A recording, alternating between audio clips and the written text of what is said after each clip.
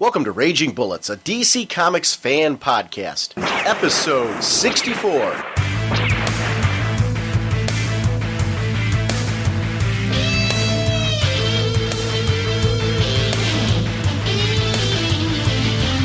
Welcome to Raging Bullets. I am Sean Whalen, Dr. Norge on the CGS forums, and I'm joined, as always, by my co-host Jim. I invite you to couple in unnatural ways with these birds. So says the sensei of the Whatnot Segulin, and friend to flying creatures from various dimensions. Did you read Shadow Pack 23? Yes. How's it going? That purple demon was awesome. It was either that or wiggle your lips on my scarly sphincter, mortal flesh bags. I couldn't pick between the two. I think you went with the right choice. But there's that new arc that's like starting to resolve Blue Devil's quest for his soul, and losing the leader last issue. It's interesting to see where is this team going to go? Who's going to run the team? Is it going to be Detective Chimp?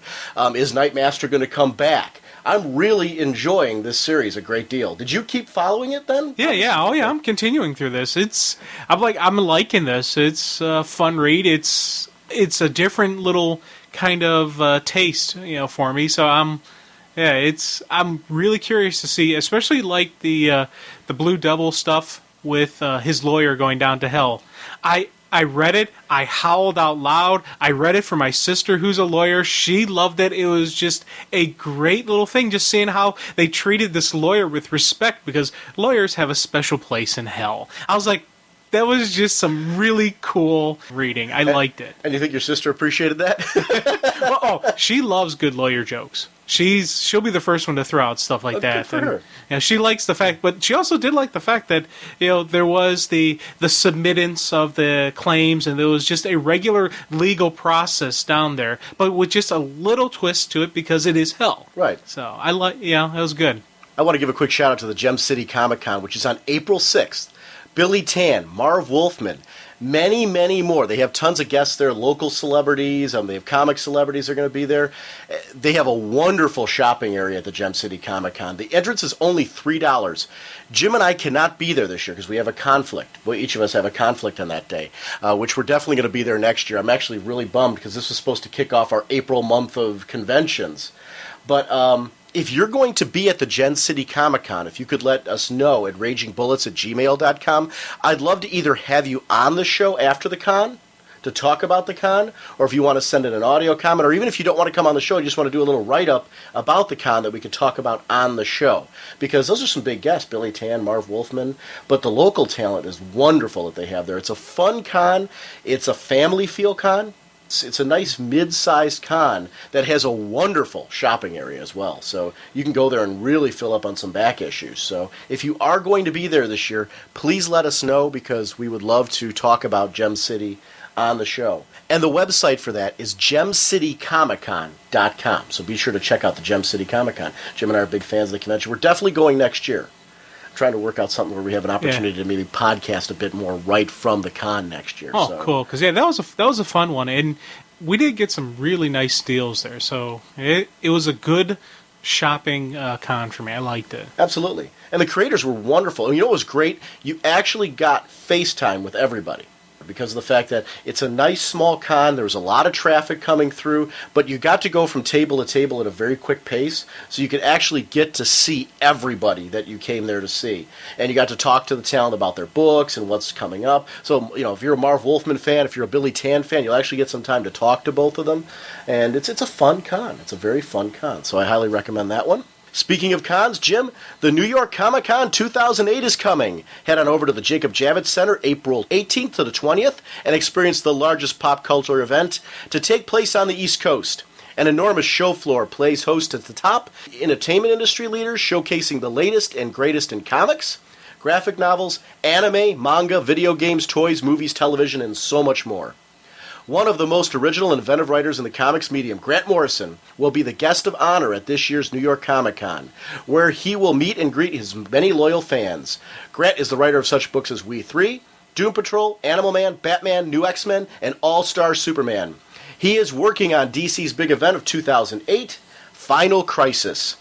The New York Comic Con gives attendees access to top entertainment industry talent, panels, autograph sessions, as well as sneak peeks at upcoming television shows and motion pictures.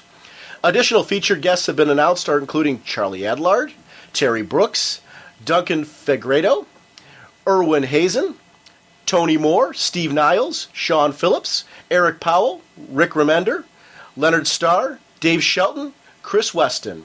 And with dedicated professional hours, New York Comic Con provides an ideal business setting for the major players in the worlds of comics, film, and television. Further information can be found at NewYorkComicCon.com with a handy link on the RagingBullets.com website. We want to thank the New York Comic Con for sponsoring the show, and we hope to see you this year when you stop by the Podcast Arena, where Jim and I are going to be. Dun, dun, dun, dun, dun, dun, dun, dun, dun. It's been a while. Yes. I know Gail Simone's also going to be there. I saw Jeff Johns is on the list. It seems the list just keeps on growing. Definitely go to NewYorkComicCon.com and check out the growing guest list, because it's like really awesome. Yeah, it's gonna be I want to say, Jim, the guest list is almost double last year's. Did you take a look at the site? Yeah. I was like, wow. Yeah, I'm going through like, oh, okay, yeah, him. Denny her. O'Neill's going to Yeah. be there, which I'm really excited to meet Denny O'Neill. Neil Adams is going to be there again. I just saw Jamal Igle is going to be on there again, which is nice to see Jamal again. Our friends from the Tiny Titans are going to be there, Art and Franco. It's going to be a growing list of people. I'm forgetting a ton because there's so many people coming to this thing. Jimmy Palmiotti, I think, was on the list of people that are going to be there as well. It's just a huge list of people, so definitely come and please hang out with us. We're going to be at the Podcast Arena, which we're going to be at a different location this year. So It is a different location? Yeah. Oh, okay. Well, it seems like the whole floor layout looks a little bigger. And the Artist Alley is going to be in its own location. We're going to be in our own location. The Artist Alley is, obviously, because of the amount of guests, is huge. Yeah. So it's going to be interesting to see what that's going to be like. We are continuing to support the Hero Initiative. If you go to RagingBullets.com, I actually put a link right up on the website for the Hero Initiative. So please go there, read up on the Hero Initiative. There's links to their website so you can get some detailed information on how this helps yesterday's creators. And please consider donating to the Hero Initiative. We are proud members of the Comics Podcast Network and the League of Comic Book Podcasts. Thank you so much for supporting us with Podcast Alley, Popcorn, and iTunes reviews, and so much more. Anything you do to let people know about us is just incredibly helpful, and we really rely on that. We want to remind everyone to check out RagingBullets.com. We have news on where the show is headed. I just put up a link for DC release dates, updates on top bullets of the month, Funny Bullets by Squatch, Where's What Not Now, Love and Capes, the webcomic by Tom Zoller, Bullet Points reviews, sketches, columns by listeners, and so much more. Jim, what is Top Bullets? Because we're going to be going back to that. Well, Sean, I'm glad you asked what Top Bullets is. Yeah, this is a really great way for y'all to join in on the discussion. Give us your top 5 picks. Tell us what you're liking. Maybe throw out a little something as to why you're liking it, or even if you don't feel like writing a lot, just give us a list of what you're thinking is bam, bam, bam. Your top picks. We'll give you ours. We'll also discuss yours. So this is a great way for us to talk about more comics spread out over a nice, quick, speeding bullet style. And one of the great things about Top Bullets is, like you said, we get the listeners involved in that. I like hearing what you guys have to say. So any Top Bullets you're sending in, Jim and I are going to go right back to doing our Top Bullets immediately following when we're done with the Raging Oscars. We're doing these sporadic segments with the Raging Oscars. We have a Vertigo one after this Wildstorm one that we're going to do. Then we're jumping right back into Top Bullets. So that'll be a regular feature after that. We are going to bring in any of your top bullets that we have gathered since then as a part of that episode. So keep sending them in, and we will be having them. It'll either be the end of April or the beginning of May that we start again. And you send those submissions to senseiofwhatnot@gmail.com. Cool. We all love to laugh. Show us your sense of humor by participating in Funny Bullets and send them to funnybullets@gmail.com. Don't be afraid to send your own panels for a future offering, and thanks to Jeff Griner of the Tome Podcast for helping us with that. Please feel free to send us in your listener rants, which is a special section on the forum. Shoot us an email, an audio comment.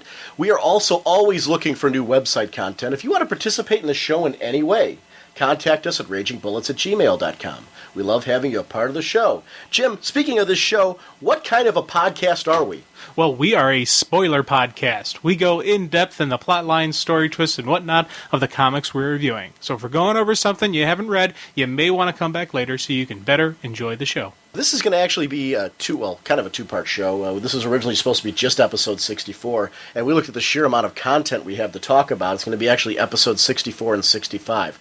We have an audio comment, which actually I had to send back to Dan. Dan sent me the Audacity file, and he didn't have it saved as a WAV file, so it didn't have... When you save things in Audacity, the program that we use, it puts it as a single file and then a folder with all the data inside it. Well, he sent me the single file, which the folder with all the data in it is really what I need. So I told him in the email how to export it as a WAV file so I can use it on the show. If you have never done an audio comment before and you're curious how to do it, there's a free program called Audacity. So feel free to download that program. It's completely free. Shoot me an email if you want to do an audio comment for the show. I'll walk you through step by step. And we can easily get you set on your first audio comment. They're real easy to do. I love hearing different perspectives on the show. You've heard it throughout. We've had BK's Bullets, we've had Darth Dad, just various listeners. We had the wonderful Astro City audio comments that were on there. I really like that being a part of the show, so please consider doing that if you want to participate further. This episode, though, we're going to be doing our Raging Oscars Wildstorm. We're going to get to that. I'm really anxious to talk about Wildstorm. We have some Speeding Bullets that we're going to get to. We are going to talk some more Countdown. We're going to continue talking Countdown, Speeding Bullets, listener content, and that audio comment on our next episode, episode 65. The mysteriously unnamed episode that is going to be after episode 65, and there's a reason why it's mysteriously unnamed, but we will save that for that episode, is going to be our 2-year anniversary show. It's a little beyond. March 22nd was our actual 2-year anniversary, but we are trying desperately to get caught up with Countdown and get some of the other things we promised in, so that's why we're kind of scrambling at this point. Jim and I are trying to get a couple episodes ahead because after and welcome back actually from your hospital stay, and after funerals that I've had recently, we figured if we can get ahead a couple episodes, we can have a little breathing room again to get kind of back in the groove and everything. Because you got behind on a lot of comic reading, didn't you? Yes, I'm like a couple weeks behind now from my little adventure that I had. And I really want to say thank you to everybody who sent emails and forum posts and stuff like that.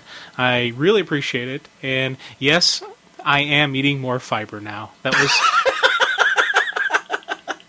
I was curious. That was the biggest comment. Get well, Jim. Eat more fiber. That's awesome. I was like, okay. My poor wife, her grandmother passed away, and then her horse passed away. I know, she was telling me. That stinks. It's like, it was like a double whammy of a week, so we've been like nonstop busy. And really, I echo your comments. And the only reason why I'm even mentioning it now, the outpouring on the forum of people, and we got a couple emails of people just, with some well wishes as well. It really meant a lot. Just to know that you guys were out there and you care and that type of thing. When I post a lot of that stuff, it's more so to explain why there's a little bit delay between episodes. And it was really nice, just people really heartfelt and humorous at times too, comments, which those you need at times too. People aren't afraid to joke around and get your spirits up a little bit. So thank you all for the friendship. And even if you didn't send in anything and you were just thinking of us, it's really nice to know that you guys are all out there. So, Jim, enough of that nonsense. Why don't you want to do some Speeding Bullets? Oh, okay. Start off with that. Jim, I actually have a Speeding Bullet that I want to start off with right away. Catwoman. Are you reading Catwoman? I'm reading it, but I'm actually, that one I am so far behind because, one, with the current stuff, I'm not any of the current stuff that came out, but those... I was kind of like stockpiling it together. I read the Countdown tie-ins, I read the Amazon Attack tie-ins, and it got me all tied up, and I'm like, oh, I gotta read that. I started picking it up, and then it just kept getting piled up. So I am behind, but I am enjoying it when I do read it. I went through and I read a few of the most recent issues as I was reading the current arc. I'm going to start with just issues 72 to 76 and just do kind of a general overview, so I'm not going to spoil like everything too crazy. But, 72 to 76 has an arc starting off that's called Crime Pays. And there's the resolution of the Baby Helena arc. There's Will Pfeiffer has done an excellent job of keeping this book unique. It's more than just Selina is a good guy. Her past as a criminal and the lifestyle she chose constantly comes back to bite her. It's not fair to call her completely a hero. She has a bit of what I liked about the Shade in the old Jack Knight Starman series by James Robinson. You believe that she's totally in love with the East End as far as, that's her protective ground and things like that. But you also know that she's got a dark side to her. And she's not afraid to cross lines if necessary to get the job done. You never 100% believe she's a hero, but believe she cares about the people and the town she protects. There's artwork by David Lopez, and at the start of this Crime Pays arc, someone is seriously messing with Selina. Her apartment is blown up, a locker containing a set of supplies left by Bruce has been ripped off, even the calculator doesn't know who's behind it. Clues lead to this billionaire with a superhero fetish. There's double crosses from the villain community. It leads to an encounter with a villain called the Thief. And, he's basically the hotshot young gun who wants to prove himself better than Catwoman. I'll kind of leave that at that, but this arc is followed up by a really wonderful arc. In issue 74, there's an unexpected twist that leads into Salvation Run. So anybody reading Salvation Run, if you're not reading Catwoman and you're enjoying that, this is contained. So it's the issues like 74. They tell you everything you need to know about Salvation Run. So if you're not reading that, you're fine. If you are reading it, it's something, obviously you're going to get a little bit of a Catwoman side story in there, but that's what this is. It's more side story. It's not a tie-in, which I really liked how they presented this. I'm liking that they're doing, it feels like it's a part of the universe. It makes sense how this ties into Salvation Run. It's one of those stories where, and this is kind of generally explaining what's going on, it leads into some very Elseworldsy moments that's oversimplifying the situation. There's some great encounters with characters like Luthor, the Cheetah, Deadshot, and so much more. What I really like about this story is Catwoman's inner dialogue throughout the series. It's fun, but never campy. She has a sarcastic wit that always fits the situation. Selina's just a great character. And it's a story, Will Pfeiffer really just understands the character. The artwork I mentioned by David Lopez is always great. It's just a really fun book. So if you're not reading it, you are at all a fan of the Bat books. It's great because it's a contained book. So for those of you that are looking for that one title where you can just pick up one title and follow it, Catwoman's a great title like that. It crosses over into these other things like Batman and all that, and you feel like she's part of the larger universe, but you don't have to be reading all the Bat books. You don't have to be reading Salvation Run, I even mentioned. They really handled that well, and I appreciate it. I like the way they're doing this more and more now, where you don't have to be picking up every little crossover. You just get a benefit if you're reading everything, because it all feels like it's interconnected in a larger universe. It's kind of like now you know the rest of the story. I like that. Yeah. And it fits, like I said, for people on a budget, it fits because for the characters you are reading, you understand what's going on and how they fit into the larger universe. So, Will Pfeiffer is doing a great job over there, though. So, I want to talk quick about Super Friends, which is Shali Fish is the writer, Dario Brizella, and it's Brizuela. And I really wasn't sure what to make of this. Did you get this book? I got it, but I haven't had a chance to read it. Okay, and I'm not going to spoil too much from it, but I was a fan of the show growing up, Super Friends. So, I still enjoy the episodes, but many feel a little campy. It's a different era. Some of them have held up better than others. We've talked about the show previously on there. But it was, foundation-wise, a very important show for me, so I was excited for this book.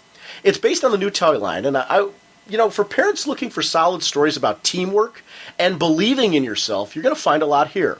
The lineup is Superman, Batman, Wonder Woman, John Stewart, Green Lantern, Flash, and Aquaman. Amazo and Dr. Ivo are the main villains, and Ivo was ticked that the Super Friends get more press than he does, because he's the scientist. He wants fame and riches due to his intellect. So he builds this Amazo, which has all the powers of the Super Friends, to get revenge. And eventually the team gets trapped, and they have this cool moment in this invincible cell where they realize that they need to believe in each other, and they all kind of group together. And this is very early on in the book, so I'm just kind of teasing where where the story is going. But together they give him the confidence that he needs, and I liked that aspect of it for a family-friendly read. That it's all about teamwork. There's corny jokes that fit the fun atmosphere of the book. It's clearly written for the younger crowd, but I would easily enjoy sharing this experience with a niece or a nephew, or some of my students in my class or something like that. Like I said, there's fun activities in there for kids that can be cut out, and it's great because they only ruin the ad pages. So for those of you that, which as a kid that always frustrated me when there was an activity or something to do that you could cut out, and it was on the other side of the comic page. Well, you ruin your story then. This is on the back of the ad pages. And you can make, like, just the example of one of them. There's a Super Friends emergency monitor with interchangeable screens, kind of like the old Trouble Alert. Oh, cool. It has paper screens that feature each character. So, a child could easily take, or an adult, could easily take it. Oh, so that explains what's sitting on your desk there. Oh, okay. My own little mini Trouble Alert. It's Ivo has what he thinks will be his big day, but no one's paying attention to him because Super Friends are saving lives. And it is all about that. It's heroes being heroes. They're all smiling. It's very happy moments. This one, honestly, for me, it is really something where if you enjoy fun stories about heroic action, you'll enjoy this. It's very fun-filled. It's a lot lighter than the current dark nature of the current universe. So a lot of parents that have been looking for that story where they can share Batman, Superman, Wonder Woman with their child, this is the book for you. It was a lot more fun than I even expected. There's some great bits with the Batplane, the Supermobile. There's a secret coded message that will be a part of each issue. At the end of the book with a decoder, where you can go back and do them. There's a great moral at the end of the story, that superpowers don't make you a hero. What makes you a hero is helping other people and never giving up. And it fit the story and really showed me the tone of this family title, that this is going to be about delivering positive messages and, the DC superheroes when I grew up, they were always about that. They were heroes. Positive messages, things like that. And for the families that are looking for that message for your kids, this is a great book for that. I was surprised at how much I enjoyed it. I'm going to keep picking it up. It's definitely written to the younger crowd. I'm going to keep picking it up because I'm going to stockpile the issues. I know because I'm getting them, I'm going to page through them and read them. But I'm either going to give them to my nieces and nephews because I'm thinking to myself that the trades are going to go into my classroom. I do see myself getting this as in a traded format for my classroom because I can see my classroom kids liking it. It's bright. They're colorful characters. I can see my kids wanting to draw these characters, wanting to trace them from the comic book. They've got a very unique style to them where the kids can actually practice imitating that style. And they look a lot like the Mattel characters that are out right now. The Super Buddies that are out there. So I really liked this for a tie-in. It's a fun book. It is weird seeing Batman smiling, though. Yeah, but it fits. It's very much like the Batman if you watch the Super Friends cartoon. It's like that. Yeah. It doesn't feel, though, it's hard to explain, it doesn't feel campy. And that's no insult to that. The Super Friends now, when you watch it, was from a completely different era. Those old ones, the really old ones, I enjoy watching them for nostalgia, but they do still feel a little campy to me at this point because, it's a different era. A very different era. In this case, this feels very today. So it's an updated, modernized version that, 20 years from now might it feel a little campy? Yeah, because it'll be outdated then as well. But it fits today, and this would be perfect for the younger audience today. So it was a fun book. So a good family tone to it. I want to just talk real quickly about Green Arrow Black Canary number 6. I don't know about you, dude. This is the way you relaunch a title. Yeah. Every issue. Dude, but every issue, it's just, they're just hitting it, bam, bam, bam. You read one title, like, oh, that was cool. Oh, my God. Oh, my, it's just a nonstop bam, bam, bam, bam, just hitting you. I was, like, really, really pumped about this. Now, when Green Arrow was ending, I was looking forward to the Green Arrow Black Canary thing, but I was like, I don't know. Is it going to be, because I really liked Green Arrow. Well, this has just escalated it above what I was dealing with before. Oh, I think it's blowing away that series. Yeah. And I like that series a great deal, but I think it's blowing that series out of the water. I think it just kicked it totally up a notch. This book goes to 11. Yeah. But you know what it is? It's an adventure-filled title. It feels like an adventure movie, and it's got a different tone to it that is really surprising because it's Judd Winnick's same writer from the Green Arrow series, but it's just got a very different, it's the way the characters are interacting with each other. It's the Green Arrow family. I was afraid Connor's death would turn this very somber. And it's funny, it's actually kicked up the adventure feel of the book in a way I did not expect. And I tell you, this emotional roller coaster you're on from the beginning to the end of an issue. You're like, oh man, come on, Ollie, you can do it. And you're like, you're feeling for this guy, and then you're like, yeah, and it's just like, it is just an unbelievable just whirlwind that you're going through in just like one issue. That I was like, damn, this is this is writing. This is what you want to see in a comic. It's not just a kid's funny magazine. It is an adventure. It's a story. It's an emotional human drama. Yeah. These are strong characters that are well-rounded. They feel like real people. Yes. That's, to me, the best comics to me. Whether, they're written for the younger crowd, whether they're written for us, whatever crowd they're written, the Vertigo title, wherever the audience is targeted in that book, I like the characters that as you get to know them, they have those multifacets to them, and that's what's getting me with this book. It feels like you could hang with Ollie. Yeah. No, wait, take that back. It feels like you could hang with Ollie and the gang. Yeah. Black Canary is very much a strong player in this, and actually makes this book that much stronger. Maya is still in the book, which is which it I'm Mia very or Maya pleased. or I don't know. I keep pronouncing it differently. Every I time. usually call her Mia. Okay, it's one of the two. That girl who's Speedy. Yeah. I should just call her Speedy and eliminate the whole issue. She's a great character, though. I'm glad to see her still in the book. It's really, and I'm holding out hope that somehow Connor's going to come out of this. And I don't know why I am, because I'm a big if I only had brain. I think they can pull it off, and it's all the question of how is it going to happen and when is it going to happen. And also what really happened to him. Yeah, it's this. I don't think if he pulls it off, if he pulls out and he comes back and he's normal, it's not going to be right immediately. I'm thinking something like issue 50 or something like that is the return of Connor or something. We're going to have, I think, a definite closure where it looks like he's gone, but he's coming back later. I guess it's funny. I'm hoping that more than anything that he's coming back. I've gotten really attached to that character. Oh, he's a great character, and it's also cool to see Ollie's reaction and action when dealing with Connor, and see how Connor, because in a way, he is a big, huge glue that everybody together, because everybody trusts him, everybody likes him, everybody is the confidant. I've never read a story where someone's saying, that dang Connor. No, everybody likes him. They like each other, but sometimes they hate each other. Right. They never have that hate towards Connor, and that is why it's so cool that he's the one that this happened to, that then it's like the rally behind him. That's why I'm pretty sure he's going to eventually come back, but it's going to be a while. And there's room for him. He worked very well in this title. Yeah. Are you caught up on Action Comics? Like 862, the Legion story? I almost completely caught up to it. I think I missed I haven't read the final one yet. Have you seen why he doesn't have powers? Yeah. Okay. Why Soup doesn't? Yeah. Yeah. I mean, what Legionnaire's involved in all that? You're looking at me like I'm nuts. So I won't reveal that right now. You would know this if I'm talking about it. I think I know what you're talking about. Okay. Because I think I read the issue where they revealed how they turned the sun red. Okay, there we go. Okay. That's what I didn't want to spoil that for you. Okay, yeah, I read I'll put that. a spoiler warning at the beginning. But anything of the beyond episode that, about I this, haven't read. Right. Sunboy is basically the one that's doing this, and he's changing the suns. Unwittingly, he's actually being manipulated to change the suns. I am really, I'm digging the inevitable. Superman gets his powers back and really kicks butt. Because that's coming. Yeah, it's got to come on some level. But what I'm really loving is every issue we're seeing him do these amazing things without powers. Putting himself on the line, putting himself at risk, and showing why he's Superman.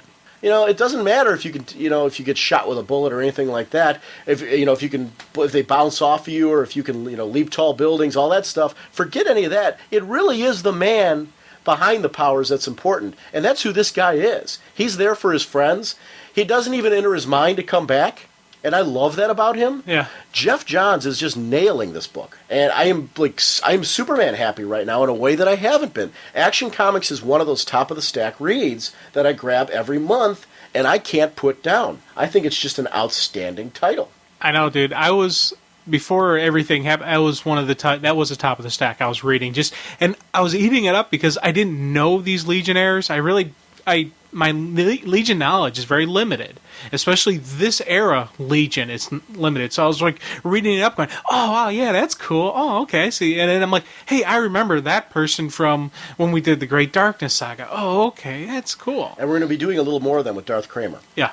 We have the most recent trade that came out, the Legion of Superheroes Eye for an Eye. We're going to be doing a teaser segment for that. that's going to be coming up, and I'll announce that after we get kind of caught up with some other things. But it actually is. He was funny. We were chatting on the forum about it, and he even put in. He said it actually is more timely now, and it is. It actually is much more timely. Things like our Seven Soldier segment that we're going to be getting back to is actually much more timely now, with the fact that it's going to tie into Final Crisis. So it's going to, our timing of going back to some of these things is going to be perfect with where things are kind of panning out in the universe. Are you still?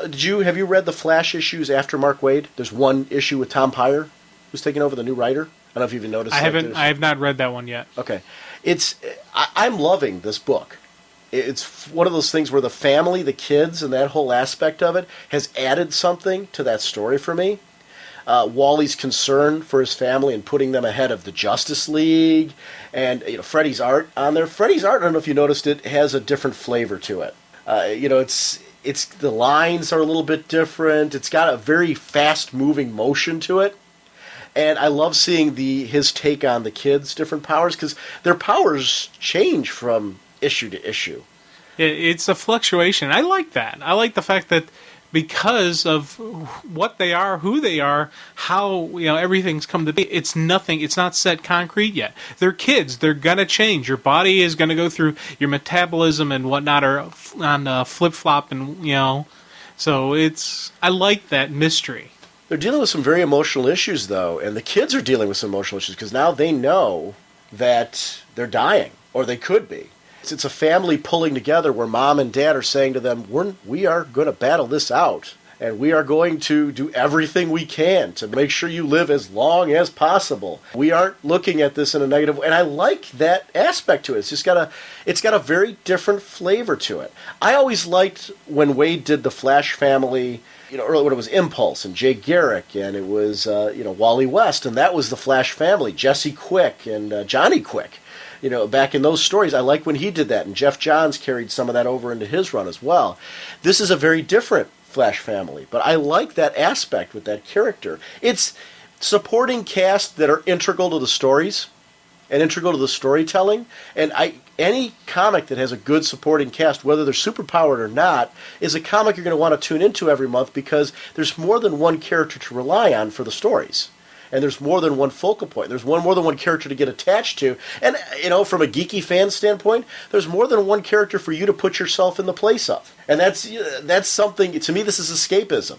I like to put myself in the place of one of the characters of the books that I'm reading. So, it's something that just kind of happens naturally throughout that. So I'm really enjoying that particular book. Did you read Robin 172? It just recently came out, so I haven't had it. Literally, I remember we talked about this when we were on the phone. Yeah. I didn't want that one specifically because I know you're such a Robin fan. I didn't want to go. But into that. With what the story they're going on with, is it spoiler? Is it not spoiler? Who is this? Is it Stephanie? Is it Violet? Is it Violet? Yeah. I was like, oh man, it's one of those things where I want to go home and open the box, and I wanted to read it, but just every single time, something was going on with me that kind of prevented it. That storyline continues to be a focal point in that issue, and I'll just leave it at that. I agree with you. It's fun. Chuck Dixon's back on it. I love the artwork on it by Chris Batista, I believe it is doing the artwork on that one, and it's a really, really fun book. I want to talk about. I got the fourth World Omnibus. And I'm at the tail end of 3, and the only reason why it's taking me so long is, first of all, I've read like 1,000 pages of it since I've gotten it, but we talk about all the regular monthly reading we're doing to stay caught up on what's going on in the universe. That is one of the first reads I go to when I'm done with my regular weekly books, is I head over and hit that Fourth World Omnibus. The fourth one has come. I'm an issue and a half away from finishing the third one, and I'm ready to jump onto the fourth one, which is the completion of that series. It actually has the uncut Hunger Dogs, which is, I think, the last story in that one. I haven't had a chance to page through it yet, but I picked that up, and I'm really excited about that one. Besides that, another collected edition I got is the Killing Joke, the hardcover, and I got to show you that really, really quick. I like it. It's a little oversized, which, to me, I'm always a big fan. The artwork in this is gorgeous. One of the things, it's got an introduction by Tim Sale, but it has a Batman black and white backup story that has been colored, but also Brian Bolin went through and recolored the entire book. So for those of you that have the original Killing Joke, it's an interesting book to take the hardcover and compare it to the original colorist, because Brian Boland did things slightly differently. And it's not so crazy different that you're going to feel like it's a different story. But there's definitely some different choices he made versus the original colors, and it's nice to put those together and kind of compare. And there were panels where I found that I liked what Brian Boland did now a little better. There were panels where I found that I liked what the original colorist did more. And it's nice to see that kind of comparison and update. But I like that because that to me is a nice bang for your buck. There's a reason then to make that purchase again. You're getting something a little bit more, including some sketch work from him in the back. You get that extra Batman black and white story that's been colored. It's a very nice book. So yeah, I'm when I first there was a couple threads in the forum I was reading about it, and I was like, I don't know if I'm tempted to pick it up. Well, that temptation is just completely out the window now, and I'm ordering it, and I'm going to probably pick this thing up. And I was a naysayer. I was going to completely, because I have 2 copies of it already. I have the original first printing, and then I bought another printing back in the day. I'm talking about back in the day when it first came out. Because honestly, if it's not my number 1 Batman story, it's easily in the top 5. And I'd have to go back and reread a whole bunch of stuff to decide where it falls in that top 5. It may be number 1, because it really has, talk about something where the brutality with Barbara Gordon. This is, and actually, if you've never read this, this is the origin story of Oracle for all extensive purposes. You know, how she got from Batgirl to Oracle. And I'm going to leave it at that if you've never read this, but it is a brilliant Joker story. It's a brilliant Batman story. There's some great moments with Commissioner Gordon in this book. The artwork is fabulous. It's Alan Moore writing it. This is a story, if you miss this on any level, this hardcover is the way to experience it. You know, a little oversized, you get that whole story, you get a bonus backup story, and you get to kind of experience this for the first time right now. And I'm actually kind of envious of people that have never read this before to go through and read this story for the first time. I encourage you to do this. If you haven't read this before and you picked it up because you heard so many good things about it, could you please drop a little note in the forum? You know, pop onto that thread and let people know that, hey, this is my first time reading this.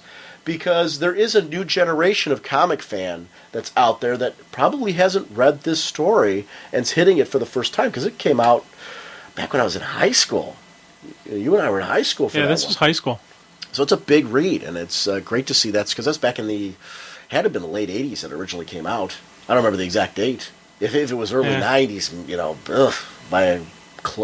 I want to say late 80s. Because I think it came out around the time of the first Batman movie. You know, with Michael Keaton.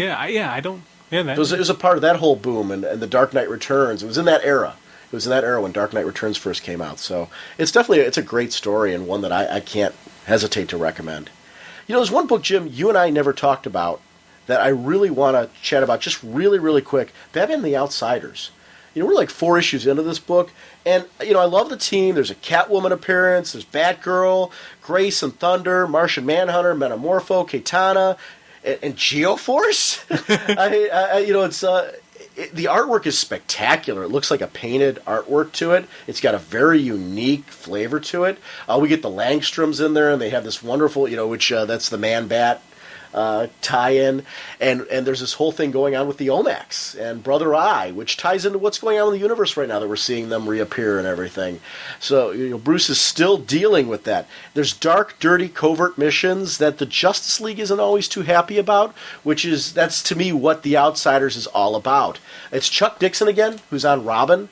4 issues in, I can't recommend this title enough. I know you were a huge fan of the previous series. Were you disappointed when you heard that was going to be canceled and become Batman and the Outsiders, or were you excited about that?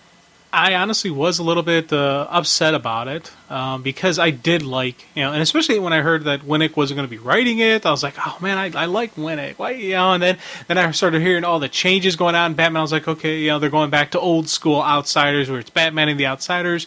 And I'm like, okay, and I went into it, with, because there was still some of the cool characters they were keeping around. I really like Grace and Thunder, and just them together, their characters, and just everything that is them involved. I'm like, that's a cool thing. So I was glad they were still on the team. And I tell you, it's one of those things. This is another one of those where the relaunch is, it's beaten the original. And the original is great. Yeah. But I'm with you. it's kicked it up a notch. Yeah, I really, really enjoyed Outsiders. That was technically the first comic that I started saying, I am going to monthly pick this up. That was the relaunch. Oh, is that back with the 1 year later? It was the 1 year later. It was the Outsiders 1 year later story arc that said, yes, I am going to pick this up. Then it went to Outsiders and then Titans.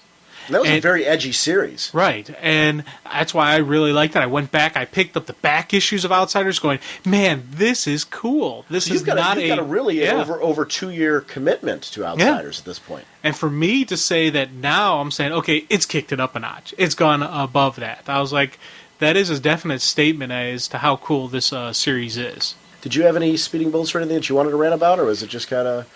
I threw in obviously a ton of books. There was just I did a lot of reading this week. Yeah. There's actually more that I would love to get to, and I'm going to save it for the next episode.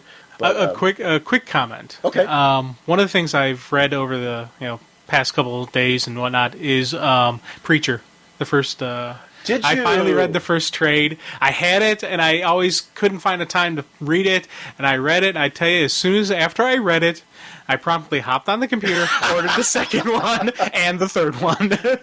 Let me ask you this. Once you opened it, were you able to put it down? It was tough. It was tough to put. I did put it down just because I was exhausted. Right. But I honestly I've read it now 2.5 times. That's awesome. So after the second read through was straight through, by the way, because that I started just flipping through and reading. I'm like, let me reread this again. Oh, it is just an outstanding title. Now, if you are a deeply religious person, you will probably be offended by it greatly, just because the story and the undertones that they're going on through with this, that I can't see somebody, You know what, though? I would say if you walk in knowing that, you won't be. Well, I don't know. There are people who are upset by Kevin Smith's Dogma. So those are the type of people I think would, if you're open-minded and you're really like, okay, let's see, that this is going to seriously go against a lot of your traditional beliefs that you've been taught your entire life, that you can really enjoy and just appreciate the story they're telling, just the complexity of the story that they're telling in one arc, introduction, of characters, the thorough process of these characters, and then the ending going, okay, it's not over yet, it's just a continuing story. And you gotta love Cassidy. Yes. What a great Garth Ennis and Steve Dillon. It's a wonderful series. Imagine waiting for. I read that monthly. Oh, dude, I'd go nuts. It was one of those books. It was funny when it was announced back when it originally came out. There was something about it. It just looked cool.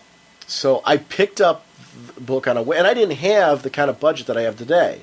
The other Vertigo title I was reading at the time was Sandman. So I'm like, I'm really enjoying Sandman. I'd like to read another Vertigo title. This Preacher looks really cool. So I picked it up on a whim, just because the artwork looked great and everything. And it was really one of those things where the artwork was the draw. And it looked a little it looked like a lot edgy. Like, all right, this is up my alley. I picked it up, and it was one of those, I collected it all the way through the entire run in single issues. It was just an incredible read. Hopefully, after they're done Absolute Sandman, they'll do Absolute Preacher. I would pick it up. I would pick it up without even a second hesitation. I rebought it in trades. Yeah. Because I'm psycho about wanting to have stuff that I can reread in trades. I would rebuy that as well. I really would, without hesitation, because it is. When you said you read it 2.5 times, I read it all the way through at least twice in floppies.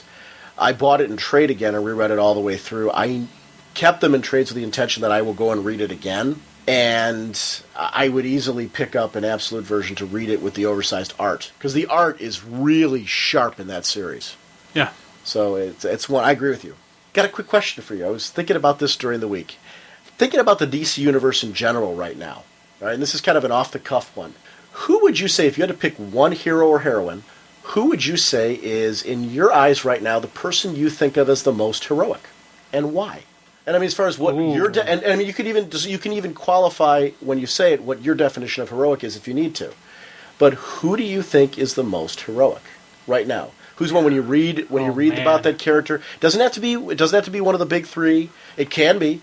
Who would you say right now, though, when you think of the most heroic, who is the first one that comes to mind? It doesn't have to be your end-all, cure-all one, but who's, like, when you think about that right now, who leaps to your mind?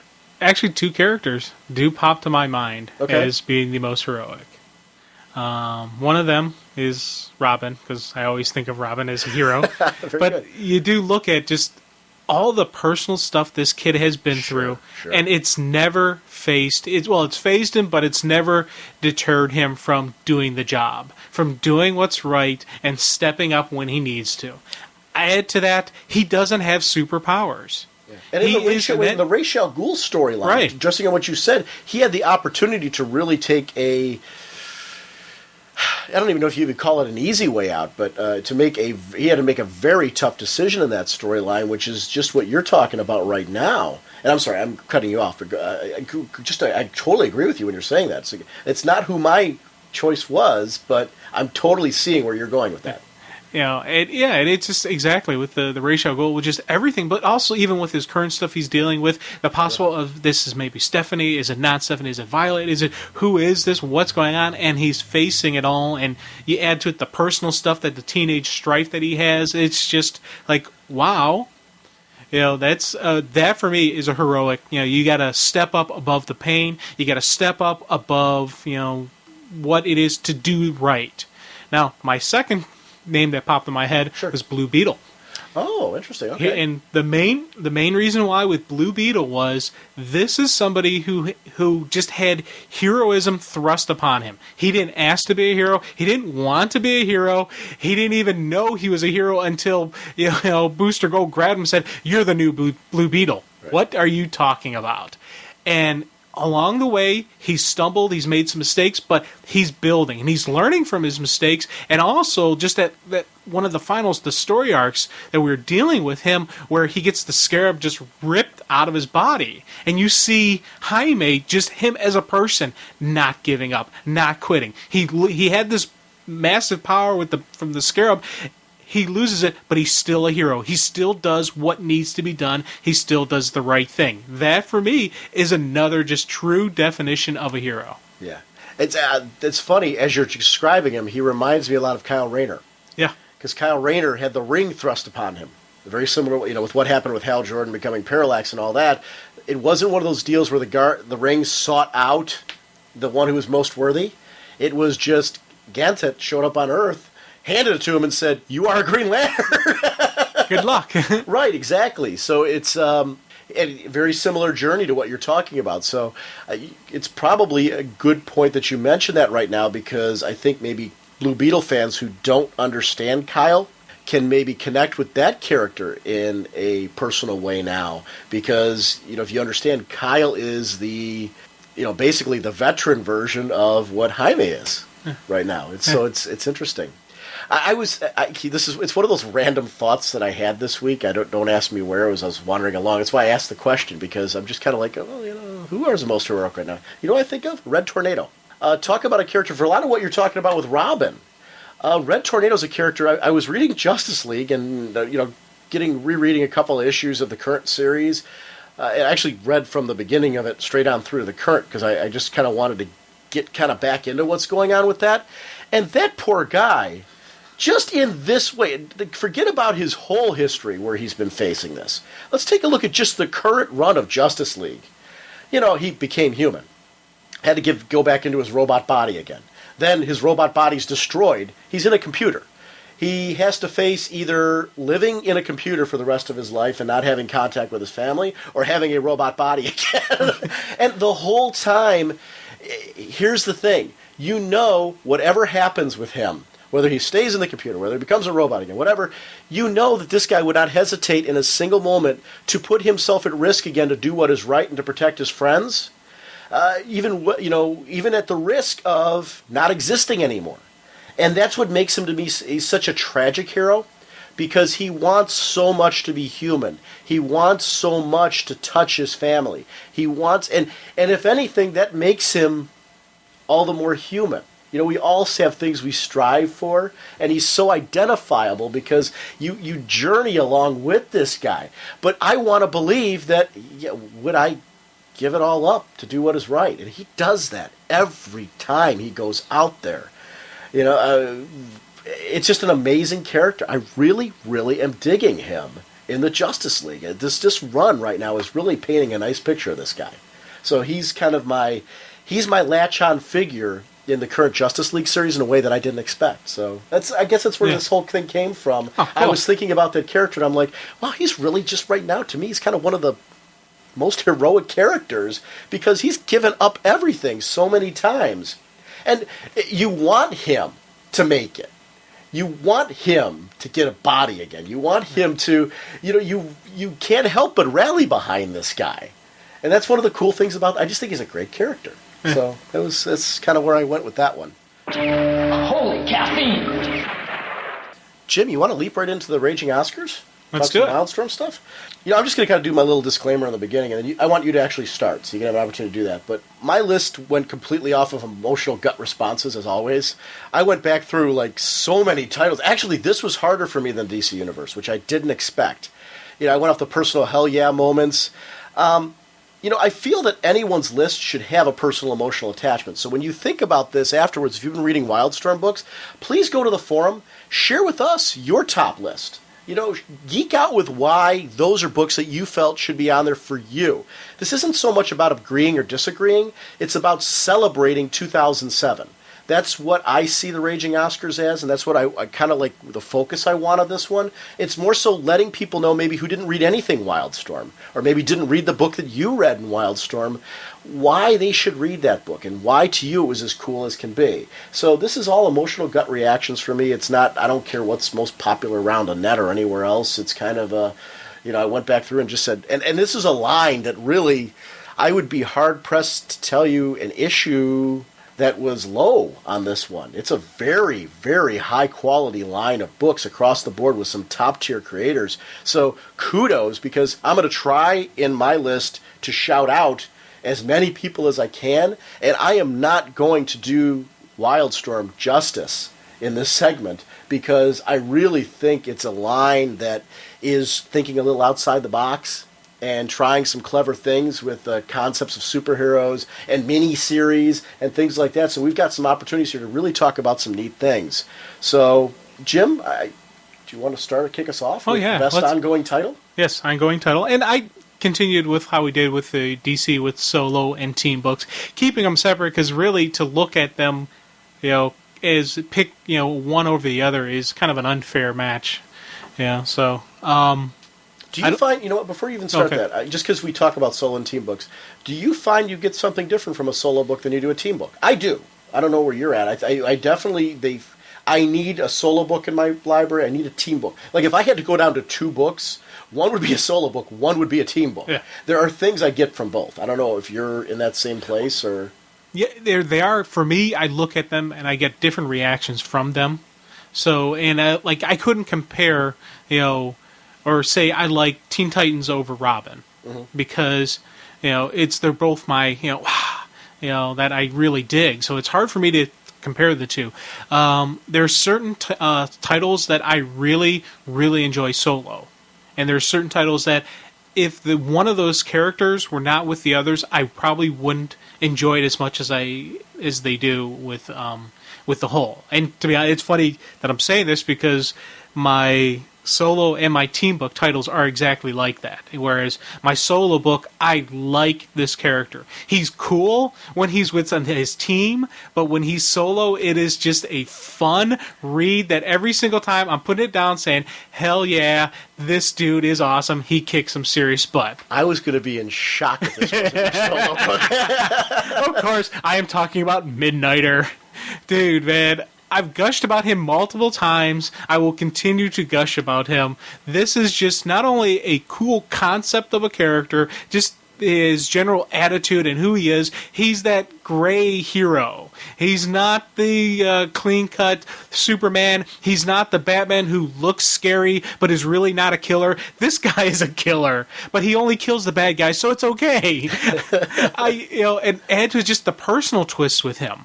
When I first started reading the guy, I didn't know he was gay. And then I'm reading like, that dude's gay. Oh my God, he's a badass gay guy. You gotta love that. Who would have thought of making that character like that? Sure. it just completely blew my mind and it's not just the main thing about him is that he's gay. He is a tough guy who happens to be that way. Yeah, it's right. not. It's as matter of factly as if he would have been heterosexual. You're right. Yeah, but it's interesting because it goes back to that Wildstorm outside the box, where you're not afraid to play with your conceptions of things, and I like that. Yeah. I don't know if you've ever seen the TV show The Wire. It's an HBO show. Yeah, oh, yeah. The character Omar, the same type of. It was like, what? Oh my! It doesn't take away from the character. It makes him that much more interesting. But it's one of the things that also really got me with Midnighter is there are so many of the traits that I loved about Wolverine that I see in him. It's not just the savage, spirit and just the violence of the fighting. It's also tempered with that warrior spirit, the kind of like this code of the samurai, that he has in there. You add to it a little like the strategy and the scheming that he has. He always has a plan. He always has a way to get around it. So I like that about Midnighter. It's a nice, fun, violent, horrific title that is just always on my top of my stack. Team book. Oh, yeah, Team book. For me, this was a very difficult choice because I placed Welcome to Tranquility, Gen 13 and Stormwatch PhD all in one category, and I had to pick between one of those three.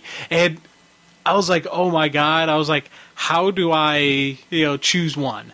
Now, I could have probably thrown Welcome to Tranquility into a limited series, because it's now becoming an ongoing limited, but I considered it wasn't at the time. Right, that's when I figured, so I'm like, I'm going to keep going with that. So, I am still really PO'd that Stormwatch PhD is pretty much done. I love the concept. I loved what I was reading, just how these characters were, meta powered or limited meta powered, dealing with meta reaction, and just the thought of that they're going to be training other units how to deal with a meta reaction and a meta threat. And I was like, I like that. And then you have the elements of the dysfunctional family, if you will, of as they're growing along, as they're getting together, they're learning about each other, they're learning their strengths or weaknesses, and you could see a team gelling, and you could see something that I was like, you know what? When the chips are down, I'm going to want these people watching my back. These are the people that I will want to stand up and say, hey, I'm going to throw down with you. I don't care if you can, blow up a mountain with your laser eyes. I'll still take you because I'm that good. I like that. And I was like, I was like, wow, this is just, I wish it comes back. I hope that somewhere down the lines, maybe it makes a return, or I don't know. It's a fun read. I actually bought both trades of that because I liked it so much. Yeah. And I have the singles. Yeah. So I'm actually put my singles up on eBay eventually because it's really one of those series I could see myself reading over and over again. It was so well crafted. And what the nice part is, in the two trades, you get everything. So for anybody who didn't get to read this series, you're missing out on something very unique. And definitely go and get that. The artwork was gorgeous. Yeah. Now, I have gushed and raved, just gushed and raved about Gen 13. I'm still reading it, still enjoying it, even though Gail is, not writing it. It is just this great team that, its strength is the sum of its parts. And this is the team I was talking about when I said, if any one of these individual characters had been on their own, I probably would have been, I would have read it. And it'd still be a good story because I love Roxy. I love just the. Hold on, gonna sneeze. Going once, going twice. Okay. I didn't have to sneeze. I love the characters and just that was how really anticlimactic. Sorry, I thought it was brewing, in the schnoz, and it just didn't come out. Right. So it maybe will come out later. Right. We'll be looking forward to that. Okay, cool. I'm sorry. You were talking about how Yes. you like Roxy. Yeah, I like the individual characters. The individual characters, and you were going through the individual characters that you like. And but it's not just, I like the characters. I like the fact that they're not what they appear to be. You look at them on the surface, and you're thinking, okay, this is just some dumb kid. No, there's a little bit more to him. No, he's not just some, wannabe, reggae guy. There is a deep, peaceful meaning behind him. No, she's not just, some, blonde, some, redhead bombshell. No, there's more substance to her, and I'd like that about them. And she really isn't outside of the fact that when she became Gen Active. Right. which is the cool thing about it. I totally, when you're geeking out about this, I like the part that you're talking about how these characters on their own are not as strong as they are together. Yeah, and it's also, though, they're not who they should. They're not who they appear to be. There's more to them, and anybody can be more than what they want. If they want to be something, that's what they can be. You can prove the system wrong. And I like that message, especially when you see young heroes who are saying, hey, I can be more than what everyone thinks I'm going to be. I can be above this. And I love that message. And that's just an ongoing story that goes through Gen 13. Now, as I've been ranting and raving about Gen 13, Gen 13 is still not my winner. That's how hard this was for me, because Welcome to Tranquility is my best team book. Wow. Just because it is the lifeblood essence of the town that makes this title so cool. It's the past, present, future heroes all thrown in together, all told the story. You've developed the characters. Some you've killed off. Some you've changed throughout the process. Some have been reborn in a way. And it's just this really cool concept that this is an entity. This is a living, breathing creature, this town, and the people in it. And it's just something that you have to say is the best team, because you need this entire town. You need this entire team to tell your story, and to tell it so well. They're all malleable, changeable. Yeah. It's you can everybody's expendable. I mean, I'm not saying that necessarily even have to kill everybody. I don't mean it that way. It's just it's interesting to read a story where you don't know from arc to arc who's going to live, who's going to die, who's going to be changed by the events that have happened in the story. Because we've seen characters grow and change throughout this title already. And it is one of those books where it's actually, that's my favorite one too. So we might as well. I'll start with my favorite team book because we can have a discussion about this. I toss between and it's funny. We were pretty identical on the three books we were tossing between, because Stormwatch PhD, I totally agree with you on. Gen 13, I totally agree with you on. Those were, I just think, some stellar, outstanding titles that were being put out. And, at the start of the year, honestly, if you had asked me when Worldstorm started to pick a favorite team book, I would have probably narrowed it down to Gen 13. It wasn't until the first arc completed in Welcome to Tranquility, and I went back and reread the whole thing, and actually got to see, those moments where it's kind of like, how did I miss that? It was right in front of me all along. Those moments where, Colonel Craig, Susie Fury, comics that men like, Astro Man, the nice mix of drama, a nod to the past, stories that are a mixture of present-day events. And often past narrative is told in flashback sequences in like a classic comic style, which I really liked that because it gave a longevity and history to characters who don't have that. They don't have, they weren't around in the Golden Age or they weren't around in the Silver Age, but yet in this universe they have that history, and we are seeing it unfold as necessary in the storytelling, which is, I'm geeking out at that. It's a lot of fun for me. Neil Googe, I'm going to talk about him a little later. I'll be honest with you, I didn't even like the artwork in the beginning. When I first read the first issue, I didn't like the art. I was kind of like, this isn't, it wasn't bad. It's just kind of like, this is kind of not my cup of tea. And that so changed as the book went on, and I got to really see, his grasp of facial expression, his grasp of bringing this town to life, the action, the movement of the characters, the overall storytelling in the art, and have it, actually tie into the dialogue. It's a book that has a ton of atmosphere and oozes with it. It's definitely one of those, though, I would say to anybody, if you jumped off this title, do yourself a favor and at least finish the first arc. Maybe if you only picked up one issue or never even bothered trying, because maybe the first issue when you looked at it didn't seem like your cup of tea, try the trade. Because as Gail Simone mentioned when we interviewed her, it was meant to be an arc type of thing. That's how she envisioned it anyway, as a collection of miniseries versus being an ongoing like this. So the fact that the actual monthly was canceled works into the way that she wanted to write it to begin with anyway. It does, to me, that first arc, when that finished, that's where I connected. You really got to, and please read this twice. I can't recommend this particular series more to read it twice, to read everything, see the reveals, the whole thing. And this isn't spoiling because it's right in the beginning. Mr. Articulate's death is the big murder mystery in the first arc. And do yourself a favor, read that through, see how that storyline comes to conclusion, then go back to the beginning and reread it again. And you're going to see just a lot of threads that were laid there that were in the back of your head all along. You're like, oh my gosh, reveals were here, this happened here, and all that. And it has Zeke. Which in itself... Zeke is cool. Zeke rocks. Yeah. So, I mean, it's just one of those books. I totally agree with you. I was surprised. I didn't know... I figured you were going to pick Gen 13. Just because how much you've ranted and raved about it. And it would have been, for me, my top teen book at the start of the year, just edging out Stormwatch PhD. And that's a tough thing to say because I really liked Stormwatch PhD. I enjoyed the arc by Doug Mahnke. I enjoyed the art after it was replayed. It really had a nice flow all the way through. It's not a knock on Stormwatch PhD. It's a compliment to Gen 13 and Welcome to Tranquility. Mm-hmm. And that's going to be the big difference there. Stormwatch PhD is brilliant, which means, these are, like, to me, top-tier books. These are books, I'll be honest with you, in 2007, I would have had a lot of trouble if I was cutting down my list. A lot of times when you and I do the cut down of the list, we focus on the DC Universe, because that's obviously the main focus of the podcast because of the sheer amount of product coming out of the DC Universe. But if you were to ask me to actually make a top 5 list, these are books that would have been very hard to shave down. I'm talking about all 3 of those we just mentioned. I know.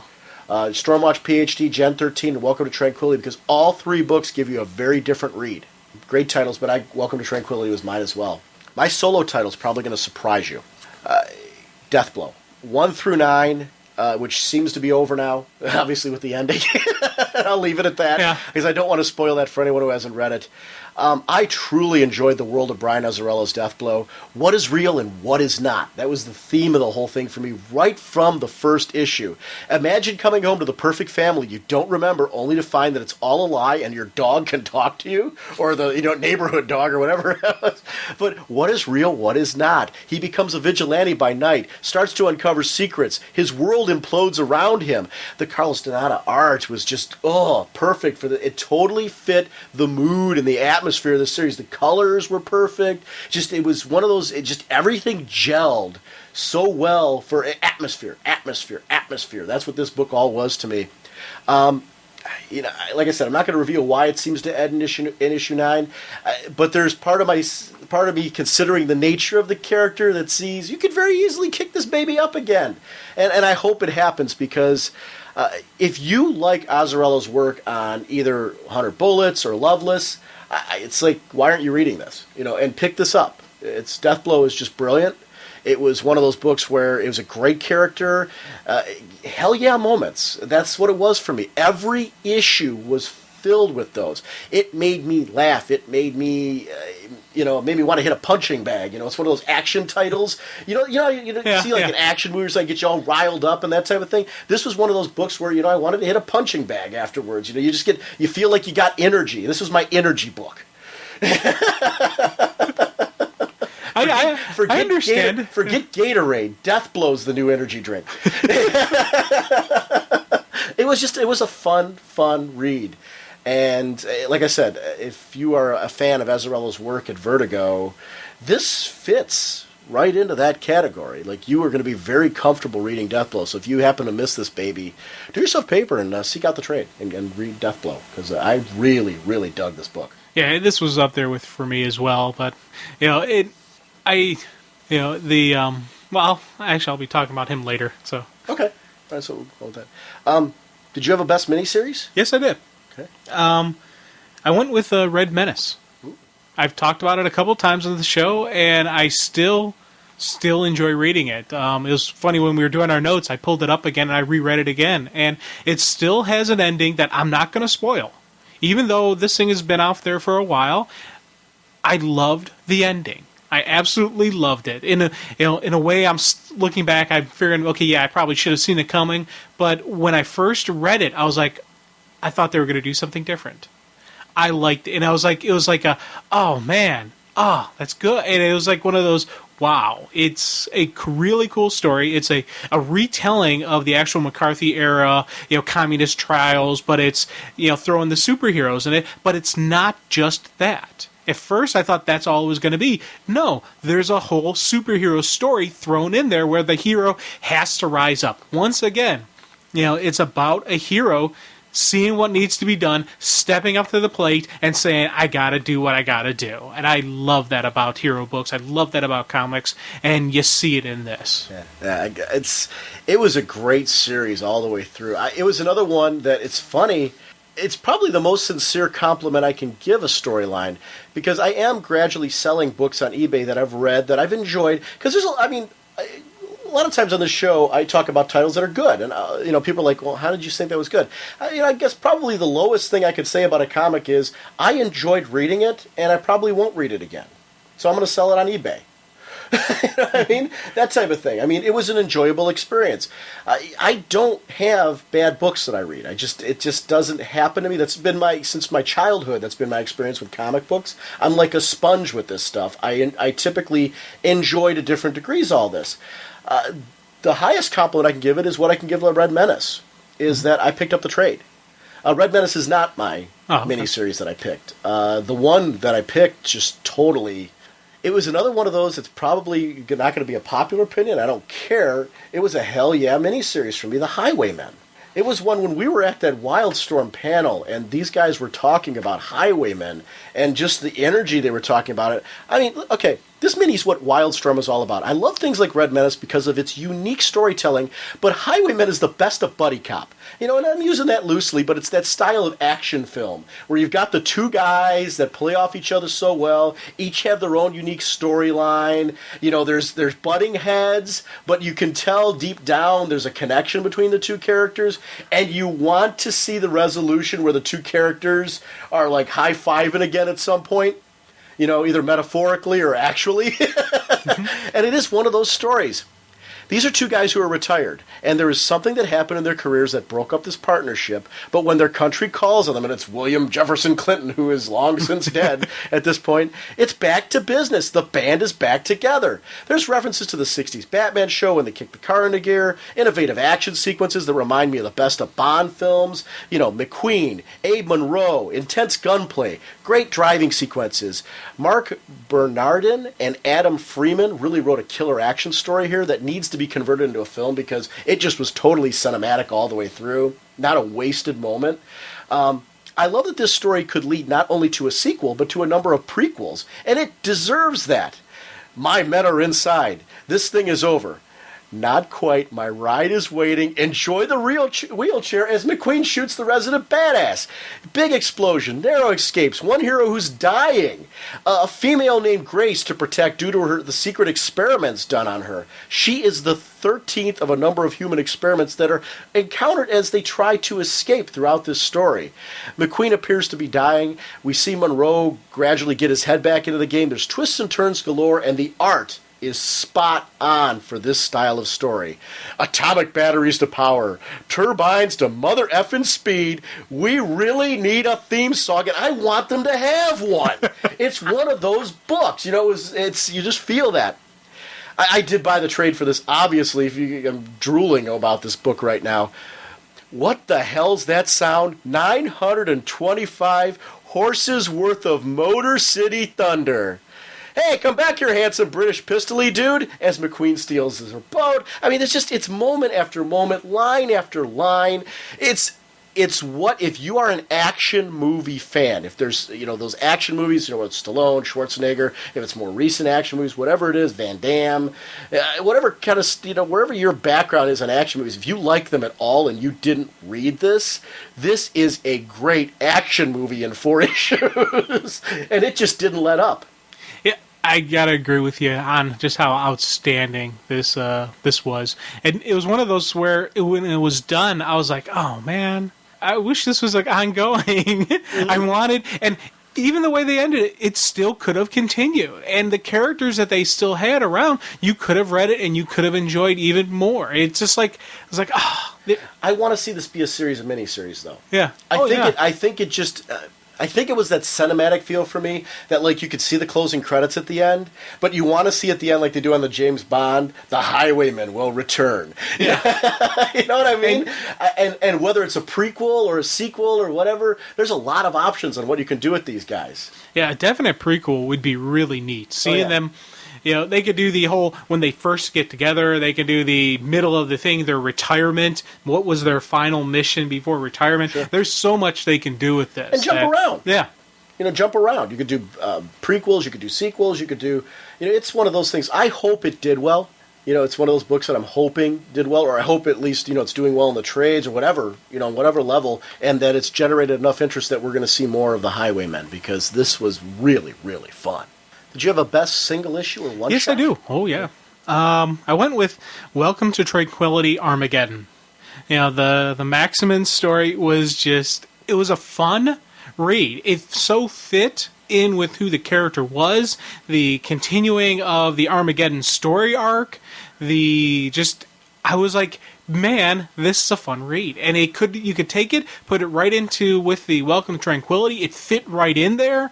It wasn't, even though it was different writers, different people, different take on the character, it was a take that matched up. And it was just an extra story. It was just an extra little story for the characters of Welcome to Tranquility. I liked that about it. I thought it was, plus also just the way they dealt with the Armageddon was a neat, little twist, and the ending. It was a fun read that I loved.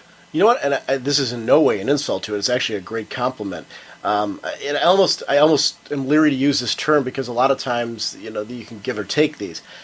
It really felt like the Welcome to Tranquility annual. And in the sense, though, it felt like it was written by the original, by Gail Simone. And actually, that's something I could say about the whole Armageddon series.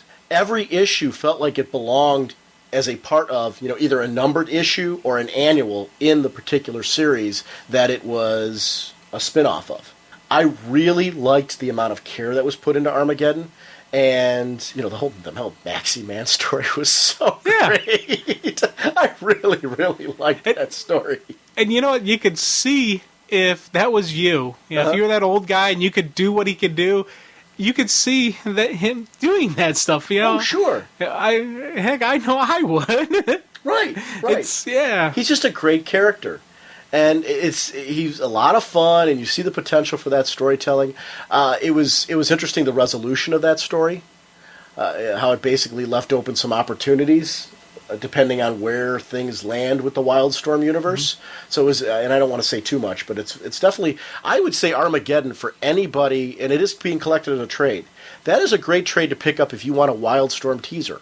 Nice sampler pack of these different titles. You can see, because every one of those Armageddon stories did justice to the original, the monthly title. Right, and they're all written by Christos Gage, but kudos to Christos Gage, really just nailed every single one of them, and they felt, like I said, I was reading all of the titles, so it was nice to get the flavor that it's the same title, it's the same, so a lot of care was put into that, and I really appreciate a writer who, obviously he did the Stormwatch PhD Armageddon as well, which obviously would be a connection to his own book, but I liked that the titles that he wasn't writing, he really went out of his way to keep the tone, the feel, and all that. It was very well crafted. I agree with you. That was a very, very fun one-shot.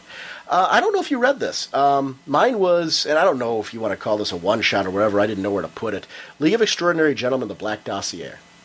Did you grab that? I did not grab it. This is Alan Moore and Kevin O'Neill. It's not to be confused at all with the movie, and I want to reference that again. If you saw the movie, this is not to be confused with the movie. There's a Volume 1, there's a Volume 2, which are both available in many different formats, from absolute to hardcover to, I think there's hardcovers. There's soft covers as well. And then obviously you can get the individual back issues, but I know there's at least a soft cover and there's an absolute of both Volume 1 and Volume 2, and this was a hardcover. So this was a one-shot hardcover that really, it's funny, the original series took place in the Victorian era, and it pulled in a lot of characters like Alan Quartermain, Mr. Hyde, and these are just characters that occurred all the way through. Miss Murray, these are characters that just, throughout the series, it had this kind of Victorian storyline with mysteries. Felt very Sherlock Holmes. Felt very classic literature, if that makes sense. Yeah. But told in an adventure story with a mystery type of fashion. And it's a very unique flavor. So somebody looking for something a bit different, this is the book for you. You talk about your palate cleansers. This is, it's that unique thing that you get from your Watchmens, your V from Vendettas. It's unique flavors, and that's what Moore does very, very well. He's not afraid to play with the comic conventions. This one is interesting because it takes place in 1958, and it flashes back to the characters that you knew from Volume 1 and Volume 2 through journals that are actually in the book, through books that are actually in the book, through newspaper clippings, things like that, all pamphlets, whatever, all the way through. There are classic advertisements that are in there that make you feel like you're reading an old pulpy comic book. And again, we talk about atmosphere. This is oozing with it. There's a lot of prose in this. So this is it's certainly, if you're looking for a lot of bang for your buck, the artwork is gorgeous. It's varied because there's an actual comic book storyline that's going on that is surrounded by things that are being filled in by the past. There's references to Captain Nemo and the Nautilus, which are characters that are also, from the first 2 volumes. It's definitely something. I'm gushing over the Black Dossier, but it's going to seem kind of strange. I'm going to say, if you're going to jump into this, start with Volume 1, get that trade, get yourself into the whole experience, and go to Volume 2 straight on through. I guarantee you, if you read Volume 1, you'll end up getting the whole thing. This is considered, I know Alan Moore, from things that I've read, considers this like bridging material to Volume 3. It's definitely, you can read Black Dossier on its own. It's a very contained story, so you would be fine reading this. So if you're just kind of like, well, okay, I've seen Black Dossier at the comic shop, I'd like to read this, you aren't going to have any problem enjoying this story. Mm-hmm. It's set in 1958. Cool. It's a contained story. My thing is, though, it's very cool to have read Volume 1 and Volume 2 and see those sequences where characters from Volume 1 and Volume 2 are brought back in those offshoot storylines. It's definitely a very unique comic work, and it's something that was very special, and it's something I will always cherish as a story that I will go back and read. Very similar, it seems Alan Moore, I've already talked to him about Killing Joke. We did Watchmen on the show. We saw V for Vendetta and loved that. Have you read V for Vendetta? No, actually, I haven't. I would recommend that. It's because it's a lot different from the movie. The movie captured. It's funny, I'm talking negatively about the League of Extraordinary Gentlemen movie. I'm not about V for Vendetta, because they captured the tone and the feel of the original work that you will be very comfortable reading the original V for Vendetta and seeing how it fit more today and how they did it in the movie. Mm-hmm. So I, as a fan, I enjoyed the liberties they took in the V for Vendetta movie a great deal. The League of Extraordinary Gentlemen movie, not so much so. And I would really say to anybody, if you saw the League of Extraordinary Gentlemen movie and that turned you off to reading the comic work, do yourself a favor and please, please, please don't make that movie your only experience with League of Extraordinary Gentlemen. It's funny, you're talking about negatively about the movie. I really didn't mind the movie. I thought I actually kind of enjoyed it. It wasn't like one of those things where I was like, wow, this is the greatest movie ever. But there were parts I liked. I liked the usage of some of the characters. And the reason I didn't pick up the Black Dossier was because I knew there was such this lengthy history in the comic universe. I'm like, I'm going to be lost, and I don't want to jump in the middle. You know me, I don't like jumping in the middle, but when I do, because I know I'm going to just go and seek other stuff, and then next thing I'll know, I'll be in comic, I'll be at cons looking through back issues. This is really, though, you're picking up a Volume 1 trade, a Volume 2 trade, and Black Dossier, and you've got everything. So it's an accessible piece of literature to pick up. Yeah. But I wouldn't, and my personal preference, as far as if you were to ask me where should I start with this, I would say start with Volume 1. But you can easily read, there's no reason why you can't read Black Dossier on its own. Okay. And if you're saying to yourself, I'm only going to pick up one League of Extraordinary Gentlemen, that's a perfectly valid work to pick. It's brilliant. It's great. It's really great. And it is a unique experience, so I wouldn't hesitate to pick that book up. It's one of those that I like it so much, and I think it's so good that I know if somebody were to pick up Volume 1 and read it, if you click with it, you're going to want to go through and read the whole thing anyway.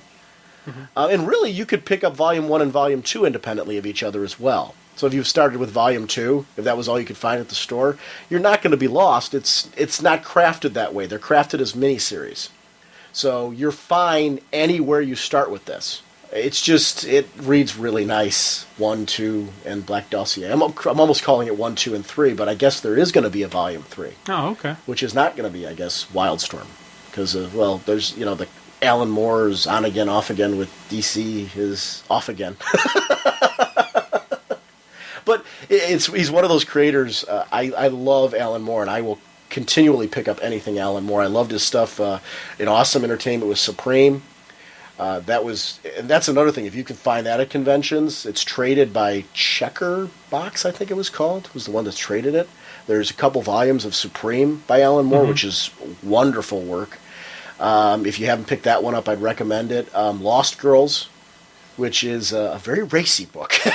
I picked up Lost Girls. Oh, okay. That's it's actually the 3 hardcover collection that I've got over there. Alan Moore is just a name, from Miracle Man straight on through. I just really enjoy his writing. He's definitely a very interesting character to follow. He's got his own ideas and he sticks to his gun. I respect him. I really, I like Alan Moore. I like his work, and it's very consistent. I know if I pick up something with his name on it, and you'll hear me. It's funny, if I had to go to a different budget than I have right now, I would very much start following writers and artists that I like. That would be one of the ways I'd probably have to budget things out, making sure I had something for my favorite writer. There's a number of writers I could say right now that I would have to have at least one book from. And that would be a way I would probably budget myself out. And there's certain artists that I just want to see their work every month, just because I really, really enjoy what they do. And Alan Moore is one of those people that I will leave room in my budget always for anything that he does. So it's a cool one. I can't recommend it enough. Did you have a best male character? Yes. And, like I did with DCU, I kind of have my different type of categories that I went with, character development, character usage, and overall coolness, character. Character development for the male was Bobby from Gen 13. When you first see Burnout, like most of the Gen 13 crew, you figure you have him figured out immediately. You look at you see the dreadlocks, you figure, okay, he's some Bob Marley wannabe, yada, yada, yada. But as the story goes on, you see this kid isn't a wannabe. He truly embraced that peaceful lifestyle that is, and he was a troubled teen who had a lot of problems with anger and violence issues, and then it wasn't until he found his peace, he found his inner calm, that he became a real good kid. And he wasn't just some burnout. He wasn't just some loser. He was this nice, gentle soul. And even when his powers kick in, he doesn't overuse them. And it's not until you really threaten his family that he's going to throw down with you with some serious firepower. But the cool thing is, after he does it, he still feels bad. He broke his code of peace. He broke that non-violence pact that he had with himself that he made, to be a better person. Even though he's taken out the bad guys, he still feels bad about it. I like that about just the duality of that character and just who he was and whatnot. He was one of those strong pieces of Gen 13 that made me really enjoy the title and continue to enjoy the title. Now, I do have to give a very, very close second. And there was a time between these two characters that I was throwing them around back and forth. Goes to Paris from Stormwatch PhD. Another character, you initially see him, you figured, okay, I got him all figured out. He's some, badass, tough guy fighter. But as you start revealing pieces of what made him tick, what made him the man he is today, you start saying, oh my God, this dude is an onion. There's so many different layers to him. You start peeling away, you see there's more stuff going on inside him. I was just like, he was one of probably the biggest reasons I was upset that Stormwatch PhD is no more, because I wanted to see this character where he goes, where he develops even further. He is one of the big tragedies for me in that title, because I want to see where he ends up at. I want to give honorable mention to... Oh, I'm not done yet. What? I was just taking a breath. Oh, I'm sorry. I still got one more category. Well, two more categories: character usage and overall coolness.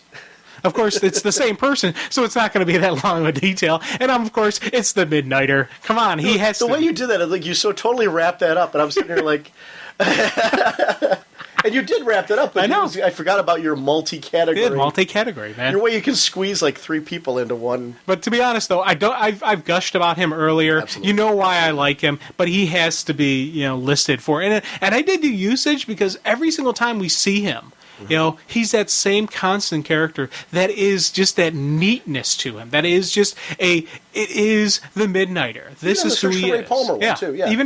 Even there, there's still that. Just he's a cool guy to have. Right. Now you can go. I got to give honorable mentions to Zeke. I mentioned him earlier, and I have a lot of affection for this character. He wasn't my number one choice, but he's a character that, when I was thinking about male characters, his whole Elvis vibe gone wrong, where he made the deal, and, he wound up running a graveyard. I mean, he's a fun character, his little snake and all that whole bit. It was a character that every time I saw him in Welcome to Tranquility, brought a smile to my face. He's a character I want to see more of. So any, Welcome to Tranquility issues with Zeke are going to be issues that I'm going to enjoy just a little bit more because it's got a little Zeke. And I do. He's one of those. I use the term endearing a lot when I talk about characters, but it really is they're characters where there's an affection for the character. And Zeke is one of those characters that he's got that he's got that affection thing going on here. My best male character is probably going to surprise you. It's Jackson Dane. Mike Carey, Christos Gage, the great J.M. DeMatteis, Keith Giffen. The consistent thing with this character, he's one of those characters that the way he's drawn, the way he's written, he commands respect. He's a squad leader. And you can see why, by the end of a meeting, people would follow him. There's something about the way he interacts with them that he commands any situation. He is not afraid to leap into any situation, but he's not just all brawn. He's got the brains up there, too. And people respect him as a strategist, as well as the fact that if I'm going into a fight, if I want to stand next to somebody or behind them, it's going to be behind. It's going to be Jackson Dane. and you know that if you're there with Jackson Dane, you're probably getting out of the situation. Well, you got a better chance. Yeah, I mean, your odds are pretty good that he's going to take care of you. And I mentioned all the writers because I thought they all did a really nice job of capturing who this guy is and what I think is so cool about him. It's oversimplifying. He's got that Captain America quality. And he's not... That's where the comparison ends, but he's got that one... My favorite Captain America stories are when he's, an Avengers Tale, where you can see that it's a gut-wrenching situation and you need that one man to pull everybody together. That's a Jackson Dane. He's that Wildstorm character that pulls everyone together, and people are just going to rally behind because he's going to say things and do things that automatically command that respect level. I love the whole Wetworks armor on him and that whole look and just the whole, fighting the vampires and the werewolf and just the whole, supernatural storytelling that was going on there. But it really is, he stood out for me in that book as right away from the first issue, I could tell why people would follow him. And it was that kind of thing that immediately grabbed me right away. And it was one of the things I enjoyed about Wetworks. I enjoyed following Jackson Dane. I was glad he was the one that was picked for the Wetworks Armageddon issue. I mean, it was kind of a no-brainer. Yeah, that was a given. He would have been in there regardless because if they'd gone to the future and it had been another character, but it just kind of made sense to see the way he handled Wetworks Armageddon, where he kind of leapt into the situation because that was his squad. Whether it was present day or the future, those were his people, and he's going to come in and do something at that point in time because he can. It was interesting in that storyline that the whole reason that he was sent there, he didn't have enough time for because he was that man of action who stepped in at that point. But it fit him, and it wasn't a weakness of the story. I thought it was just a great part of the story that it, again, captured the strengths of his personality and what he brings to the table. And that even in an apocalyptic world, he would step up to the plate like that, and that's who he is. Yeah, he is who he is, and that's how he will react, how he will deal with it. And I like especially you mentioned in that Armageddon issue with how the team was reacting to him. They knew he wasn't their timeline, but he was still, Dane. Right. He was still the leader. He was still the guy, and he still was the man with the plan. So it's Yeah, and they were better because he was there. And they knew that. They knew that this was a better situation because he was there. I respect that. Best female. Well, this is going to be a huge surprise for a lot of people. Character development and character usage, of course, is Roxy from Gen 13. I almost gave her a triple crown and gave her everything just because I so love this character.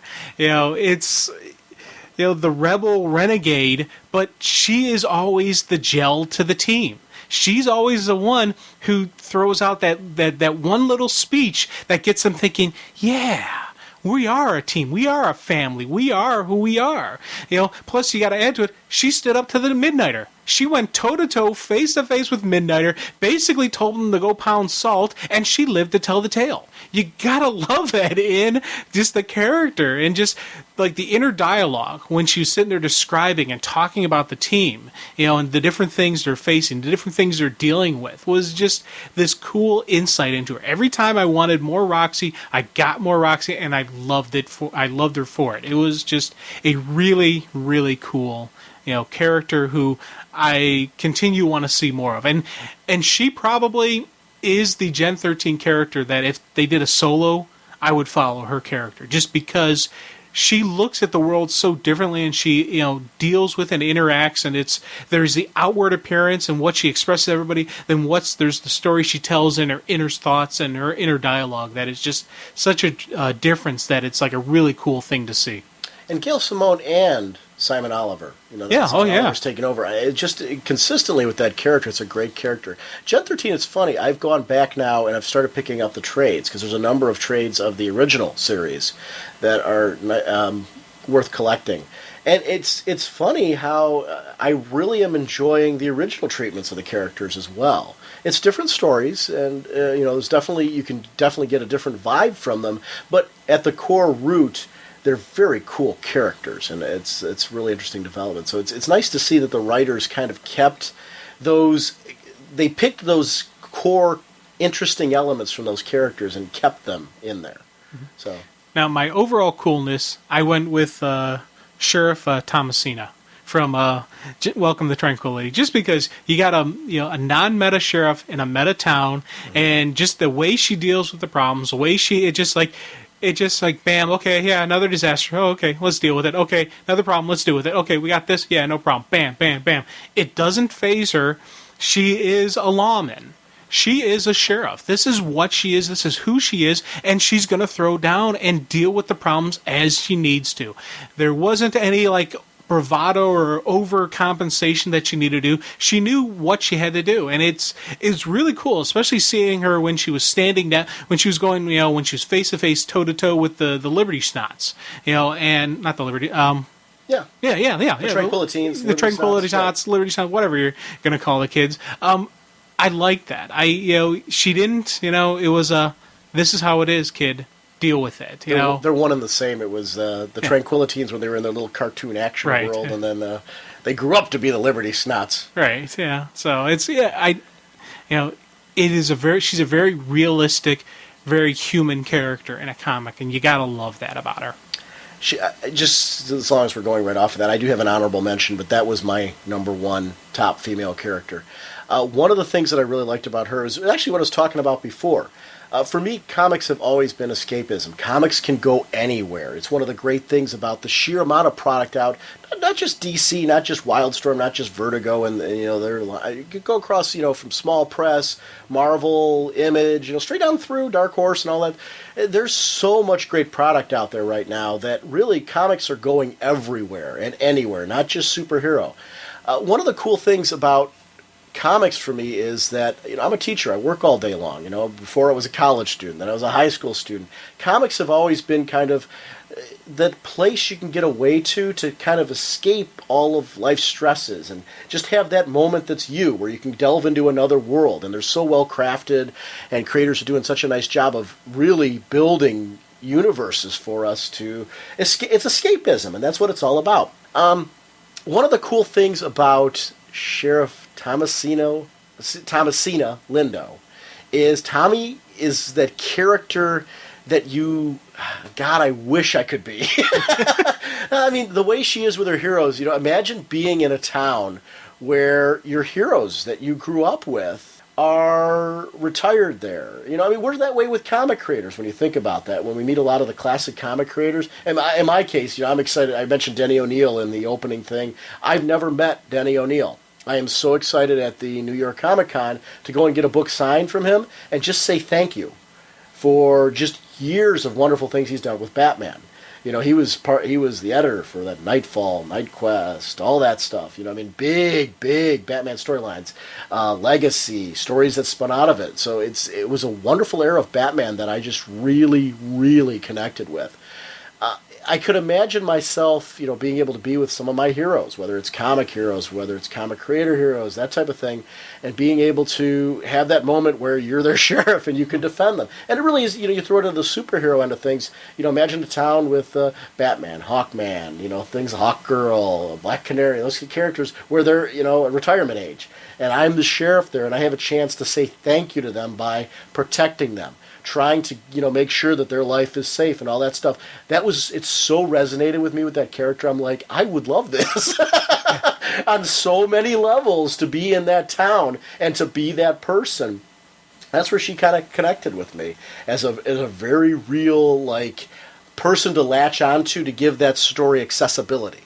And I'm big on where's my accessible point? Who's the one that brings me into the story? It's not the same for every person. There's that one person that, I'm afraid for the person where Zeke's your accessible point. But, and I love me some Zeke. But Tommy was the one where I connected with Tommy, and she was my point of entry to bring me into the world.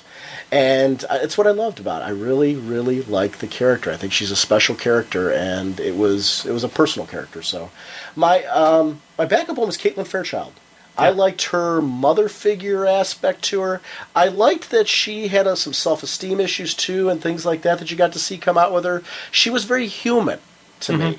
So it reminded me of my own journey, in life where I'm not always sure of myself. Still to this day, I'm not always sure of myself. But you see her step up, and you see her become something more, and do those type of things. And those are the characters where you sit there and you see their weaknesses, and you identify with them.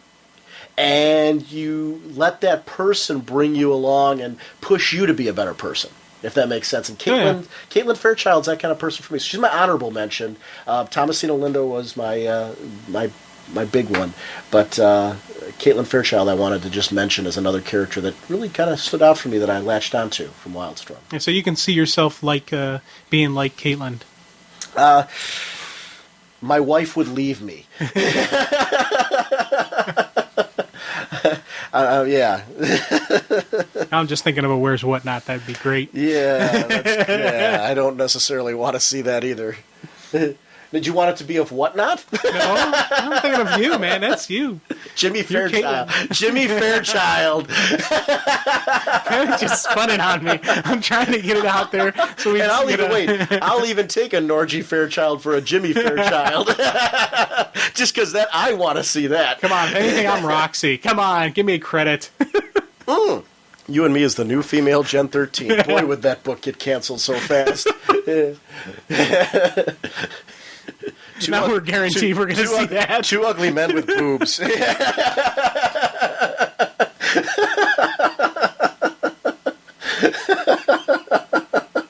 Actually, you know what? If you give it that title, it might sell. I'd buy that book.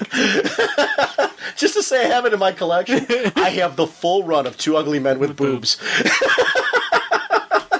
And wait, that's just crazy enough that Wildstorm might publish it as a horror title. Friday the 13th, Two Ugly Men with Boobs, and A Nightmare on Elm Street. Yeah, best writer. This is clearly not going to ever be us. Right. Well, you can probably guess who my who my favorite writer is. But before I go into that, I got to give some honorable mentions, some Sure. serious just props to Christos Gage. Not only for just the wonderful work of Stormwatch PhD, you also have the Armageddon stories that, as we said, they fit in. And you're mentioning the annuals is right. Those could have been annuals for every single title. They just so fit and so fleshed right in what was going on with the action and the current things that it was just... And it's different even writing styles that he had to incorporate so it would fit in with the different titles. So that is just, for me, was just an outstanding, job of just, writing and just an enjoyable read through that. I want to see more of that. Also, got to go with Garth Ennis's Midnighter, just because I love Midnighter, but it's not just the character; it's what he went through, what the action, what the the drama, suspense, and whatnot of the Midnighter, plus the story arc. Just there's some cool moments in there that he created that has made me really enjoy this character, a character that I'm following now with Keith Giffen and loving what Keith's doing with him, because it's that same awesomeness of the character. So. And kudos to Keith Giffen that he kept that book so consistent, because it really felt to me like a very smooth changeover. He was clearly doing some different things in there, but I never at any point in time thought I was reading a different series. And I really enjoyed just his take on the character. I think there's writers who are very gifted at changeovers, where they can take over on a book and it feels very smooth and very fluid, where they haven't ignored what's happened before. In the sense that it just feels like home. That same book that you've been latching onto every month. He did a nice job with that. A really, really nice job with that. Yeah. And my winner is obviously Gail Simone. Gen 13, Welcome to Tranquility. We've gushed over and over about, just her writing style of the humor, action, personal character development, all of that just meshed into a nice flow through. Add to that with Welcome to Tranquility, we have 3 generations of heroes that are created, action adventures. Some of them are ending, some of them are just continuing, and it's this beautiful flow through where we get flashbacks, but they're not just like a flashback to throw in there to tell this character story. It's a flashback that's tied right into the actual ongoing story arc, so the action and everything continues to flow through. It was just a great, just wonderful, amazing read that, I still, I pick up the trades on it. I reread them. It's just an enjoyment that is, I've gushed thousands of times about that. I think I'm getting redundant now. It's really interesting. I had a very tough time with this for a lot of reasons. I'll explain. It's because I got to the point where I had to say to myself, I am contradicting my little disclaimer at the beginning that this is all about gut reaction, hell yeah moments. It's not about what's popular. It's about what I genuinely felt, and I need to stick with that. And we do this next year. It's going to be the same thing, and who knows what changes are going to come to this list as we continue on next year, because 2008 has already had so many hell yeah moments already that I can't imagine doing the Raging Oscars for this year. It's because it's going to be crazy. Because there's so many books right now that I'm hell-yang, really across, comics in general. I want to shout out, totally agree with your list right now. I want to shout out Mike Carey. I want to shout out J.M. DeMatteis. J.M. DeMatteis is a creator who, from Moonshadow, straight on through to Seekers into the Mystery, he's just, it's a writer that I will follow to anything he does. It's just wonderful, wonderful work. Moonshadow was with John J. Muth, who is one of my, and I might be butchering his last name, but one of my favorite artists. Just did this wonderful, this is a side tangent, did this wonderful thing for Eclipse called M, and it was the first time I saw how photorealistic comic art could be. And Moonshadow was just a wonderful book by J.M. DeMatteis, but he's one of those creators that he can kind of do anything, whether it's humor to straight action to high drama. It's wonderful writer, very, very gifted. I will follow anything that J.M. DeMatteis does. Keith Giffen, again with you, just because Wetworks is, I guess I'm really kind of shouting out anybody who wrote on Wetworks. Wetworks is a book that I really enjoyed. The whole Worldstorm line I enjoyed. But Wetworks is a book that unfortunately, I'm not saying enough about in this, but it's another book that I really, really, it's what I was talking about at the beginning. There's so much Wildstorm stuff that I'm just not going to be able to talk about here today on the level that I'd really like to.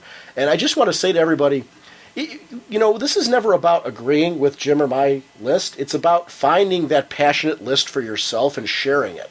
And I hope that if you've read something Wildstorm this year, that you'll join us on the forums. And, for this episode, please go to, the thread and share some of your great Wildstorm experiences for 2007. What books stood out for you? What creators? Rather than worrying about, I think Sean and Jim are wrong and all that stuff, that's silliness. It's really, this show is about geeking out about what worked for you. And that always should be a personal experience. And that's something you should always strive for being proud of and wear it like a badge and find those moments. You don't have to agree with my choices. I love seeing people geek out over their own. It's not about being right or wrong because my choices are right for me. End of that disclaimer. As we talk about this, I narrowed it down to two people. And it's Christos Gage and Gail Simone, obviously. When I took a look at Christos Gage, I looked at Stormwatch PhD for just the reasons we mentioned. The other series that really bumped him up on my list was his incredible work on Armageddon. For a writer to go and nail every single title in some capacity, the whole Wildstorm universe was represented in that storyline. And really, it just felt like all those books were connected. Incredibly, incredibly talented. It was to the point where they were neck and neck, and I found the reason why I wasn't choosing Gail Simone was going against what I said at the beginning. I was deliberately penalizing her because I picked her for the DC Universe, and that was really, honestly, the truth was I'm sitting here saying, I don't want to pick her because I picked her for the DC Universe. I'm like, that is the stupidest reason to not pick a creator. Because who knows? 2000, maybe my views in 2008 are going to be completely different. Because as you heard me at the beginning of this episode, I did a speeding bullets segment where I just rattle off a whole bunch of titles that I'm geeking out over. Who knows what 2008 is an open playing field right now of wonderful works from everybody. So it's nice, and I'm like, you know what? I really 2007 for me in Wildstorm, there were two titles that really. For as much as I'm geeking out about Armageddon, and I think it really is honestly a compliment to Gen 13 and Welcome to Tranquility. It really was. Gen 13 was my first title that I was really enjoying and grew totally attached to. I loved the characters. It was my Wildstorm Teen Titans, and that's oversimplifying what that book is. As you'll see with the Simon Oliver issues even. It's one of those books that I'm with you. I'm totally locked into Gen 13. I think they're just wonderful, wonderful characters. Because they're the characters that are looking for that sense of belonging, that sense of validation in their own way. They've all got their own little quirks. And together they find that strength in each other. And I like that. That's what friendship... I'm very lucky in the fact that, you and I are friends from high school. A lot of my friends are friends that I've made in high school. I still have relationships on some level with the people that I hung up with in high school. Whether it's I see them very casually or, I see them regularly. I've been very lucky in that I've had those strong friendships. So when I read a book like Gen 13, it reminds me of high school. And it reminds me of those friendships and those people that I've been very fortunate in that, as our groups, our friendship group is kind of splintered off. I still consider myself a friend of everybody whatever way they went. And I've been very lucky in that extent that those friendships have been something that's been a very strong foundation. So Gen 13 and books like that kind of resonate that kind of friendship for me. And then, Welcome to Tranquility. What else can I say about it other than what we've already said? Just wonderful, dynamic characters, atmosphere. Those are just two great books. And it's a very honest and genuine love for somebody who understands how to mix drama, wonderful action sequences with that humor, and that you hear me on this show. I love humor. I'm not saying I'm any good at it,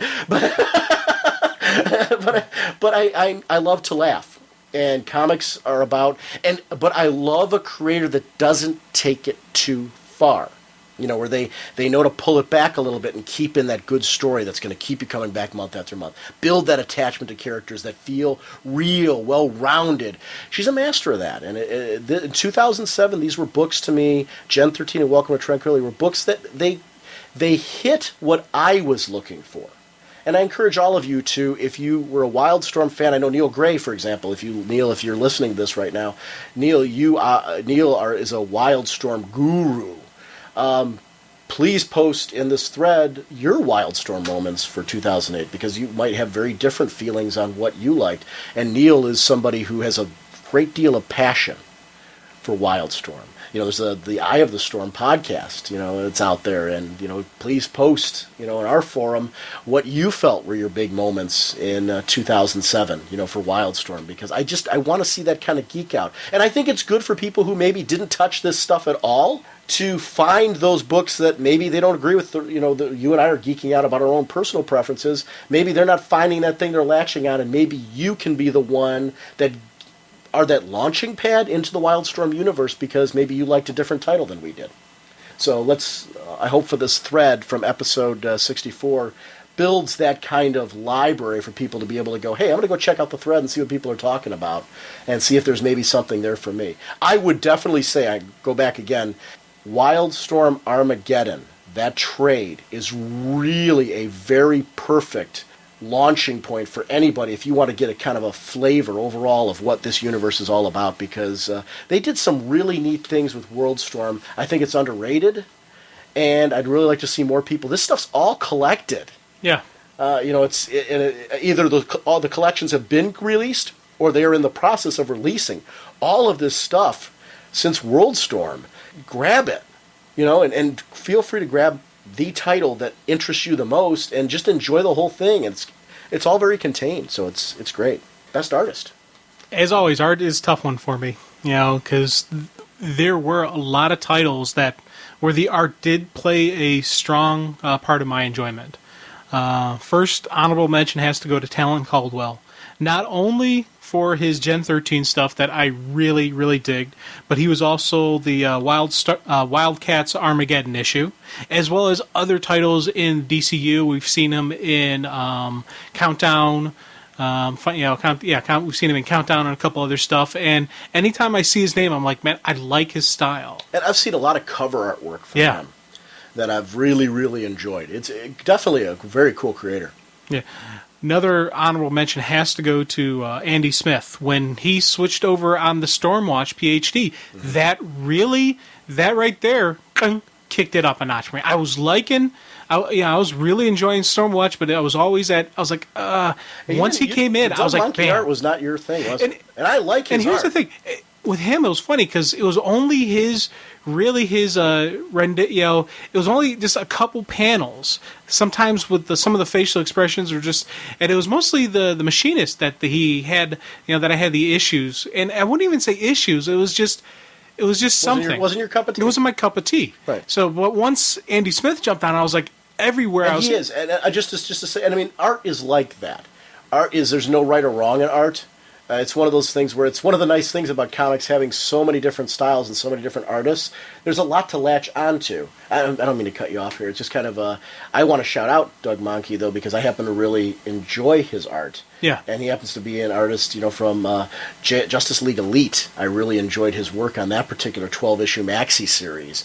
I think he's... So when Stormwatch PhD came out and he was on it, I'm like, oh, this is great. I really like this because I like his style. It's a gritty style, and it kind of fit to me what I was looking for in that book. I remember when Andy Smith came on, you started really clicking with the art more on that. And there's going to be variations. Art, it's art. It's style. It's and that's where it's something that's expression. It's just as different as different writers bringing different things to different conventions to the comic medium. So, yeah. I'm sorry. Please. Okay. Good. One more honorable mention, and that's Neil Googe from Welcome to Tranquility. You mentioned how when it first started, you didn't completely jive with it. From page 1 of this, I really jived with his art. I'm like, this fits the fact that this is something different. This is a different entity we're seeing, and his art fit with it. When he's doing the flashbacks, when he's doing the regular story arc, just the different things switching around.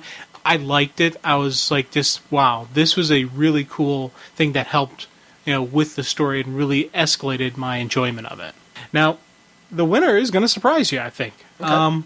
Carlos Donata of Deathblow. I'm saying that like I know for Yeah. sure. That's just, it's one of those things, you know, when you read it and you get it in your head and then you realize later that you're butchering it so bad. That could be what's going on here. So don't take me for gospel on that, but great artist. I agree with you. It was funny because at first, when I first started reading Deathblow, I didn't really know, I couldn't put my finger on what the one thing I liked about the title, but I always kept picking it up. I always kept reading it. I always kept, going through it. And I started noticing something. When I was going through it, like the multiple read-throughs, like the second and maybe sometimes even a third time when I was just flipping through it, I wasn't reading as much as I was looking at the story. And I was just watching the story unfold without using the written word.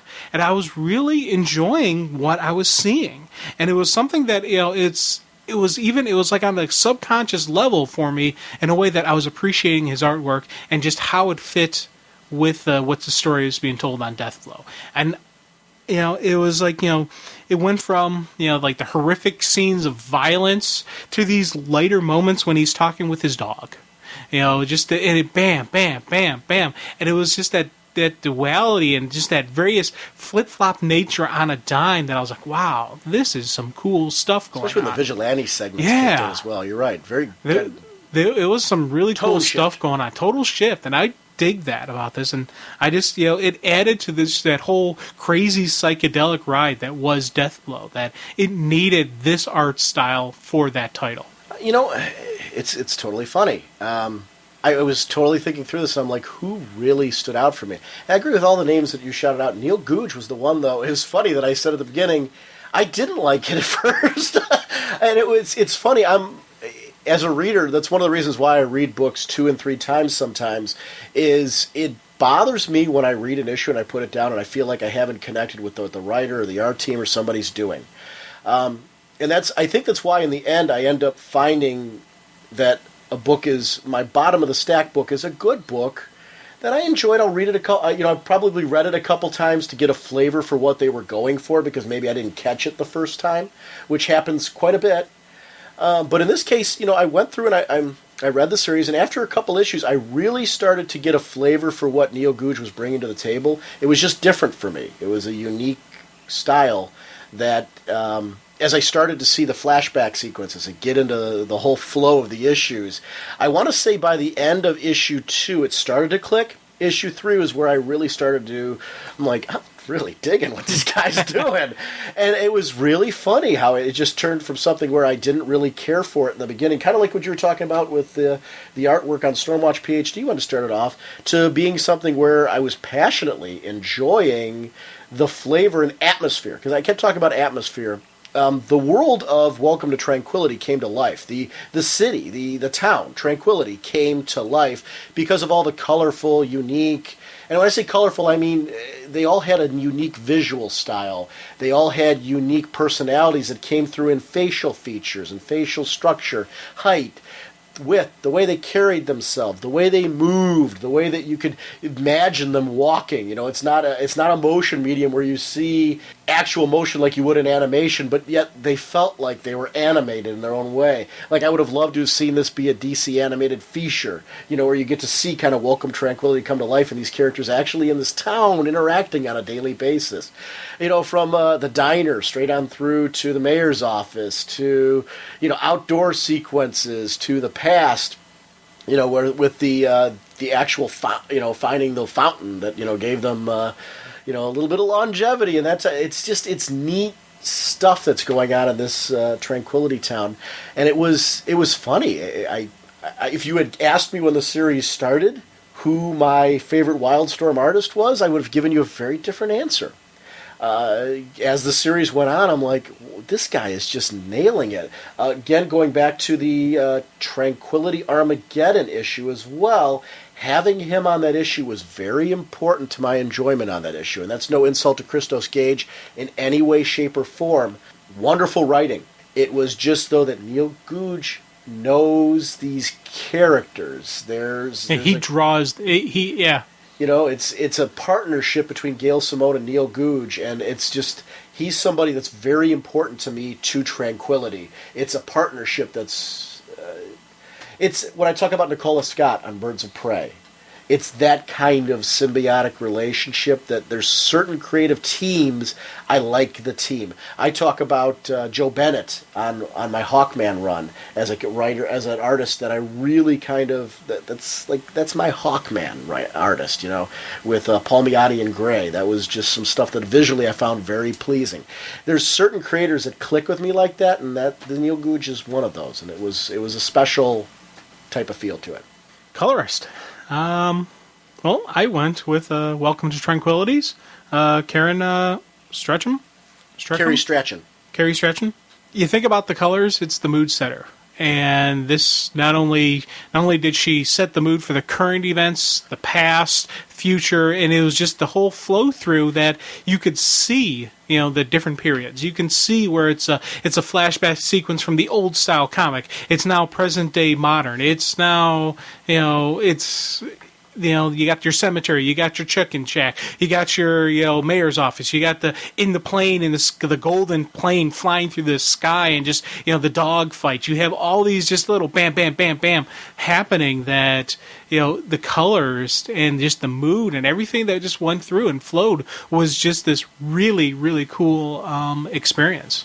It's funny, same colorist, Carrie Strachan, and I'm also giving a shout out to Johnny Wrench, Rench, for Gen 13, because there were issues where Johnny Wrench was involved as well. Gen 13 was one of those books where the colors, to me, that was another one where there were so many different variations on indoor and outdoor places where that book took place, that I found, so the colors were very important in the changing on the location, the mood. It was a very fun book, but there were moments where you needed to get away from that fun into some very dark sequences, and those backgrounds and that scenery and that tone shift was really done very well in the colors in that book. It was definitely a book where emotionally there was a big roller coaster going on in that story with those characters, and I really, really enjoyed how the colors were presented in that particular series and how they shifted scene to scene for me, and really what was going on, because those kids went through the ringer. Yeah. Oh, yeah. And that was what was cool about them. They had those emotionally touching moments where, there was like the group hug thing going on, but then they were brutalized in many ways, both individually and as a team, where they were brutalized. And it was an interesting series, and I think that the colors really got that. Did you have a best inker? You know what? Here's the thing. I'm really still not too comfortable with what the inker does, but fortunately for me, there was a penciler who was also their inker, who I really enjoyed, and I was like, wow, this is a great thing, so I'm going to go with him. And that's Neil Googe from Welcome to Tranquility. Okay. You think about part of the stuff that the colors, that, I mentioned before, some of the stuff that I enjoyed was probably done by the inker. I don't know which it was.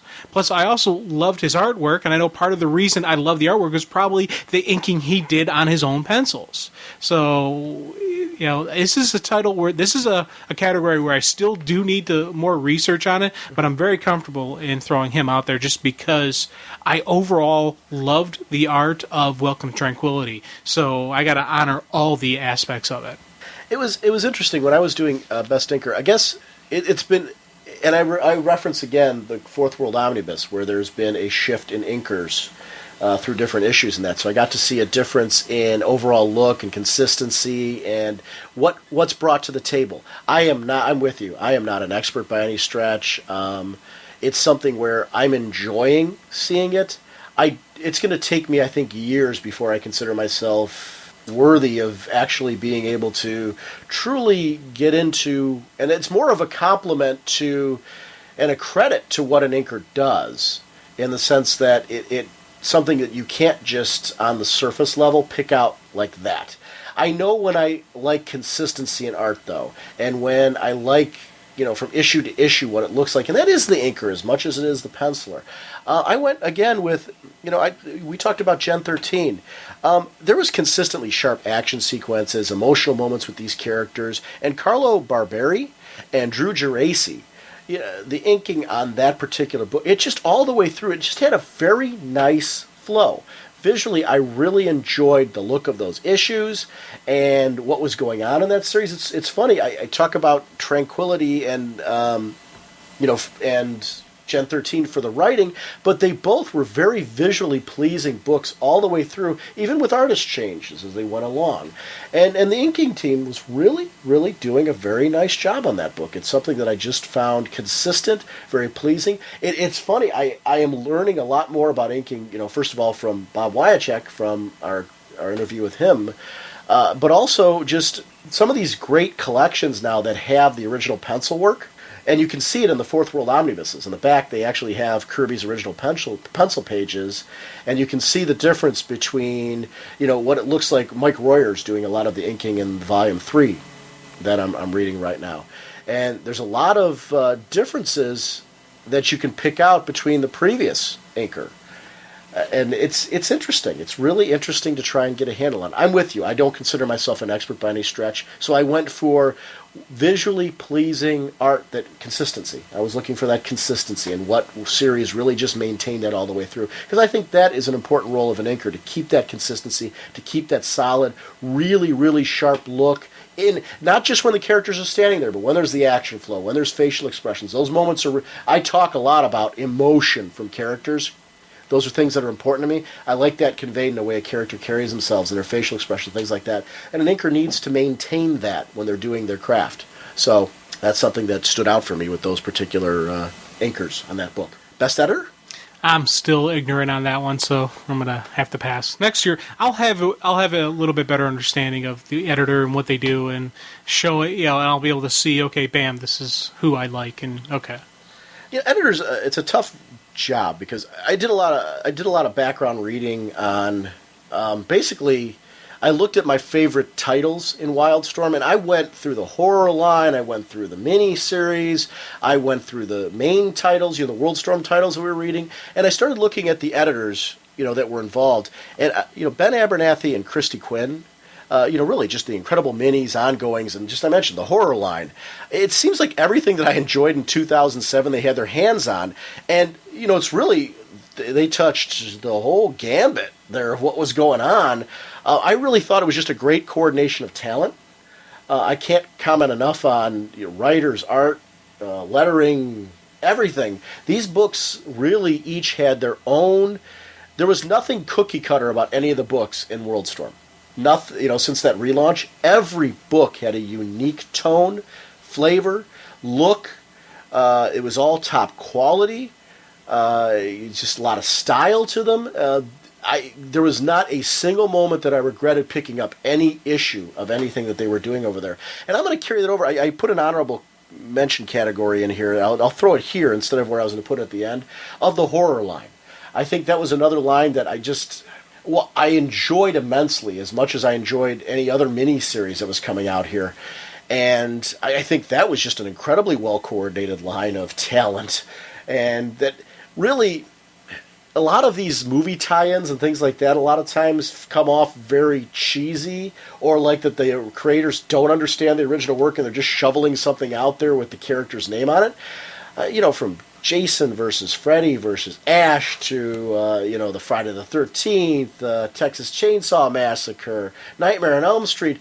These, whether it was the ongoings that started off or when they kicked into the little mini-series or one-shots and things that they were doing with them, those were great reads. I'm a big horror movie fan. I've always liked those films. The minis were better than a lot of the sequels. And Dude, big time. I mean that as, I liked the original movies that kicked off all of those. Texas Chainsaw Massacre 2, I think, is just one of the funniest and wackiest and coolest horror movies.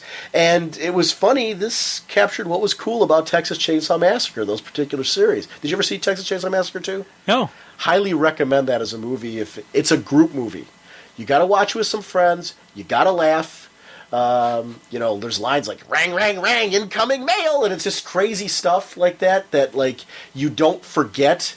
They're definitely outrageous, over the top characters, and rent that movie if you like horror movies on any level. But the original Nightmare on Elm Street, and even the first, second one I enjoyed as well. It got campier as it went along. I still enjoyed them, but the terror part got lost as it went on throughout the series. They kept that in these series. I liked very much what they were doing with the Friday the 13th. That first one where they were kicking off and the camp counselors were trying to reopen that camp, and they were getting murdered one by one. It was just like, yes! It's just, Here's the home run. Yeah, I was never really a big fan of the Friday the 13th movies, but I enjoyed the comics more. And even like the Pamela's Tale, How I Spent My Summer, stuff like that. I enjoyed reading those, and I didn't really enjoy the movies. Now, very well crafted stories. Yeah, it was really neat, and it was a good solid read. Best moment of the year. Moment of the year. I kind of have two. Okay. One technically took place in 2008, but it really affects all the issues and stuff that happened in 2007. Okay. And it's the ending of Deathblow. Okay. Now, I'm not going to spoil it, but I love the way it wrapped up this Deathblow story, as well as events going on in the Wildstorm universe. I thought that was just a great moment, and it was a really cool thing. Now, my 2007 moment of the year has to be when Maxie-Man gets his magic word back. You gotta love it. Not only does his arch nemesis, he's the one who tells him what it is, but when he first says it, Hecatan, bam, and he's back. It was a dun-dun-dun moment, and I was like, I put down the book, hands over head, I gave a whoop. It was outstanding. My best moment of the year, it's kind of tricky because it's actually a collection of big moments. Armageddon. And I'm going to say that as a blanket statement, just the event in general, because to me, I can't separate any of those issues. And that's a compliment to Christos Gage. I thought each of them was equally valid. There's sometimes where a creator creates something where you can hand it to somebody and say, if you want to get a flavor for what everybody's doing, read this. And it was like his love letter to everybody who worked on Worldstorm, and I really respect that. I think that's an important work, and I consider that my best moment of the year because I really, when I first heard about it, I wasn't excited because I'm like, okay, this is just kind of another crossover that's kind of thrown together. I figured I'm like, oh, this will be good, and that's what I was figuring it was going to be. I'll read it and it'll be good. Was I wrong? It wasn't good. It was great, and it's really something that I'm so glad's collected together. It's a sampler on the most simplistic of levels, if you want to say that, because each issue in itself is full of a great story and just drama and a look at the post-apocalyptic Wildstorm world. But it gives you really a great taste on like why you should go back and read everything that came before it. And just devour that and have a good time. So, and it's really for those of you that are on a budget and you're saying to yourself, well, I don't want to follow everything. Read that and pick your favorite one and grab the trades of that. And that's the way to do it. And it's a nice little sampler to get a teaser on a budget. Pick up that one trade and you kind of get a taste of it. And maybe you just at the end you read that and you go, I don't have any more room in my budget for anything else. Well, that's where your budget is. But you at least can say to if somebody starts a conversation on Wildstorm, you're in the loop. You know who these characters are. And that's a cool series when you can grab something and pick that up and say, hey, I know Wildstorm. I know who these characters are. For those of you that are, love comic history and love to get involved in as many different universes to at least have a background in them, Wildstorm Armageddon is a series to do that. So that was my moment of the year. I know it's kind of, I don't know if it's kind of... It's a broad moment. It's a broad moment. It's kind of cheating, and I a little bit. I openly admit that, but I think I needed to note it somewhere because of what Christos Gage did there. And kudos to the art teams and everything on that one, but it really was to me... Like I said, he was right up there on my top writer list because of it really was Armageddon that I loved Stormwatch PhD, which was a phenomenal series, but Armageddon was one of those where, what a great writer. And he's a name I'll follow. He's a name I'll follow. He's going to be in New York. Yes, he will be.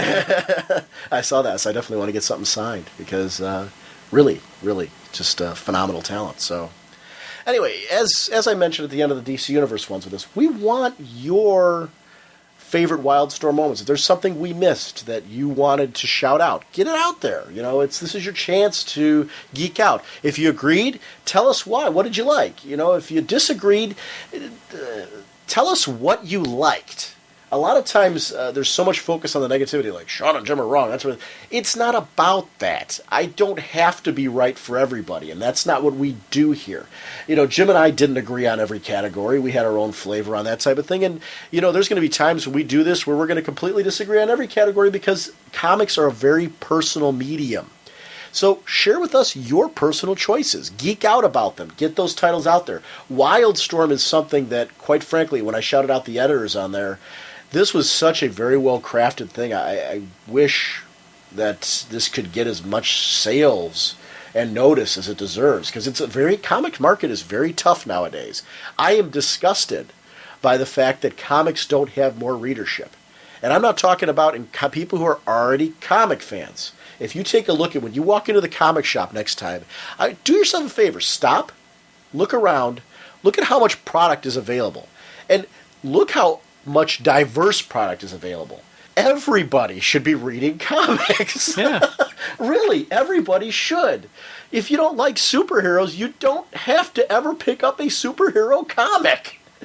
There's so much stuff out there. The work of Terry Moore. Take a look at Strangers in Paradise. What a brilliant work that is. It's not a superhero comic. It's a great work. There's so much stuff. You like Westerns. There's Jonah Hex. There's, great Western. Lone Ranger, so we did with Geeks Unite. That's a great book. There's so many great titles out there, and I'm not going to even do this justice because it's just an off-the-cuff rant. Science fiction. Battlestar Galactica. Dynamite's putting out some wonderful Battlestar Galactica comics. If you're liking that show and you're not reading their Battlestar Galactica comics, shame on you. They're just wonderfully written comics. There's so much great stuff out there. Stephen King, if you like his work, the Dark Tower stuff from Marvel, brilliant. Mm-hmm. Great stuff. I'm a big fan of Stephen King's Dark Tower series, and the new Long Road Home, the one that they're doing right now, is totally new material set in that universe that's, filling in storyline there.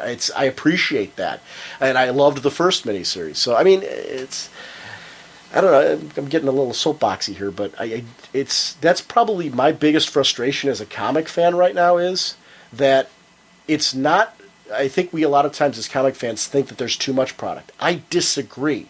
There's not enough people walking into the comic shops that should be. I want to see comics in more places. I remember on an episode of CGS, Brian Deemer was talking about how in Japan they have vending machines where you get the phone book style manga. And why don't we have that type of thing in the U.S.? I'm going to go even beyond that and totally agree with him. I'm not contradicting him. Actually, his sentiment is exactly, when I was listening to that episode, I'm like, yes, Brian, you're so totally nailing exactly what I'm thinking. Comics need to be more places. I've mentioned on the show multiple times, kids need to be able to read comics on their portable gaming systems with Wi-Fi. It needs to be on the computer. It needs to be, let's be honest, people, you can download comics illegally. Comic companies need to make money off of this. Yeah. Get them out there. Stop worrying about whether or not people are going to pirate it. They're already doing that. Get it out there yourself. The reason why iTunes is so successful, you don't think people are still pirating music? Sure they are. But how cool is it to go to iTunes? Like, my wife and I watch American Idol, whether you like it or not, it's here or there. There's certain people that we like their songs. You can download their tracks right off of iTunes right now. You pay 99 cents. Comics, put them out at a price point digitally and let people pay for them. There is a digital market of people that already want them at the price because they want to read more. Make subscription fees and all that, and stop worrying about who's going to pirate what because they're already doing that. Mm-hmm. There's no copying, protecting it, and all that stuff. That's not going to save you. What is going to save you is getting it out there affordable so you as comic companies make that money. Independent publishers, get those comics out there. Make that money off of them digitally. There's going to be always people that prefer the paper product. Just like you get into the whole monthly and trade debate. I argue that forget about monthly versus trades. You want comics in more places, and that's going to save the monthlies. That's going to save the trades. That's going to save the digital because you're going to get more people reading these things, and they're going to be, more sales on them. So, I don't know. It's kind of the whole point. I know I'm ranting. Testify. It's a medium, though, that I want around here when I'm 90. and I'm setting my teeth on a shelf at nighttime. I want to be able to still read my comics, and it's that important to me. So I want to see these things branch out. I don't care about trades versus monthlies. I care about more sales for all the books, so more creators who are out there can stay on books longer. We see more concepts that aren't being canceled. Because it's disgusting with the amount of product out there that there isn't more readership in this stuff. What we consider a high sales number right now is when you compare that to the movie market that is going to the comic medium for for its choices and all that stuff. Get people the product in their hand. When they walk out of the movie, give them a book. Why is that not happening? When was the last time you walked out of a comic-related movie and were handed a comic book? I don't think we ever have. Or, you can go into Starbucks and get iTunes digital downloads of music for free. Hand out a digital download of a comic, where you can go to this website and you can download these 3 titles as a sampler and read them digitally, PDF format or whatever, on your computer screen. Let's get this stuff out there. That doesn't cost anybody any money. They already have those files because they're all mailing them back and forth anyway. So I don't get it. I don't know why we're so afraid to explore new things in the comics market to get the delivery out there. You're not gonna kill the comic book shops because there's people like us. I want paper product. I want the actual hold on a thing. Will I buy some of my comics digitally? Absolutely, if they provide that medium, because I'm going to want to read more. But am I still going to grab my favorites in a nice traded collection so I can read it wherever I want to be at any point in time? Absolutely. I'll get off my soapbox with that. Just kind of It's funny when we talk about the year of 2007 and we're honoring what was so great about it. It gets me real passionate about, I think, Wildstorm more than anything else because of the fact that we saw so many titles end. Yeah, I know. And like these minis, and we talked about Highwaymen. I want to see more Highwaymen. I want to see more, Red Menace, that creative team. Even if they don't do another Red Menace, I would like to see all of them get together again. Bill DeMeo. I'm drawing a complete blank right now. He played Seth Cohen on The OC. He was the other writer on that. They really did a really nice job with Red Menace, and I apologize. I'm drawing a blank on the name right now. But I want to see more stuff like that. And it's when I think of Wildstorm, I think, like, this needs more readership. It should be getting more readership because it's great. And that's kind of where my head's at with that. So I think it's why I kind of led to that rant naturally, because it's fandom frustration over the fact that I want more readership versus all this negativity over what sucks and all that. I see so much of that out there. It's like ridiculous. We're comic fans. We should promote it. If you don't like a book, shut up about it and talk about the one that you love. No, I mean, people waste so much time popping on forums and that sucked. That's great, fine. You feel that way? You're not adding to my discussion at all, because it's usually very limited in intelligence, the comments that are being made. Expand upon something that you really love and promote that. Don't waste your time on the stuff you don't like. Done. Want to talk countdown? Hawkman. Jim, before we kick into the countdown segment, I want to tell everyone we are going to be doing next a Vertigo segment, which we're going to announce on an upcoming show. We're going to get through our 2-year anniversary show first, and then we're going to announce our Vertigo segment.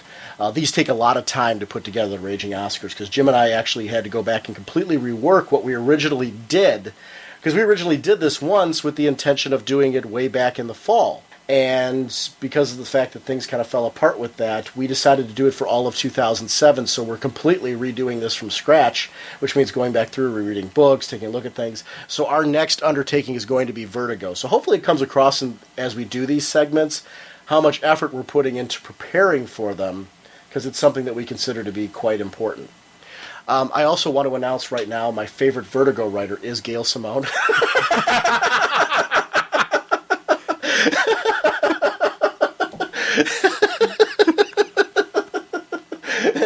Man, I was going to use that at the Raging Oscars.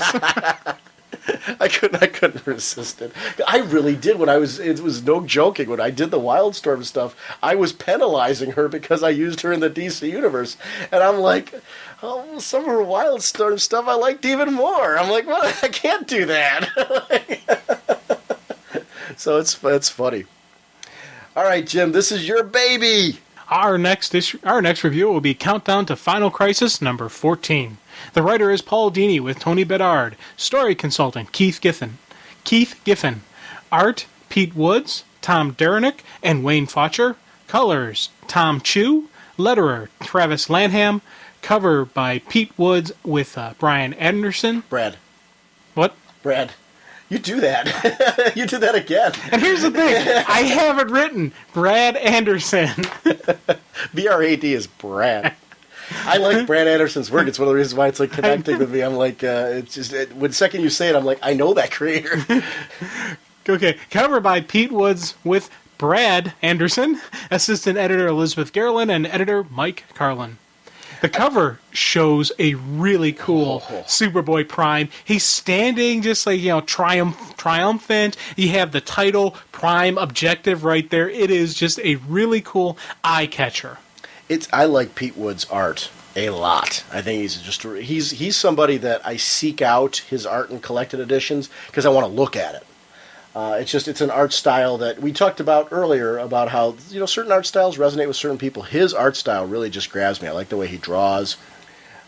Any character. It's nice to see his take on them, and this is really just a sharp looking cover. Yeah, I picked up that the 52, the covers. Uh-huh. They're going to do a countdown of the covers, and I'm already saying I'm going to pick the thing up, no hesitation. Yeah, which was the unique thing about the 52, the covers, was that J.G. Jones did all of them. Mm-hmm. So it'll be interesting to see if they do a 52, the covers, and how they do that. If they're going to have each creator do annotations. If they do that, I'm interested to see. I'd like to see it. I think they're going to do it. I think they're going to do it, and.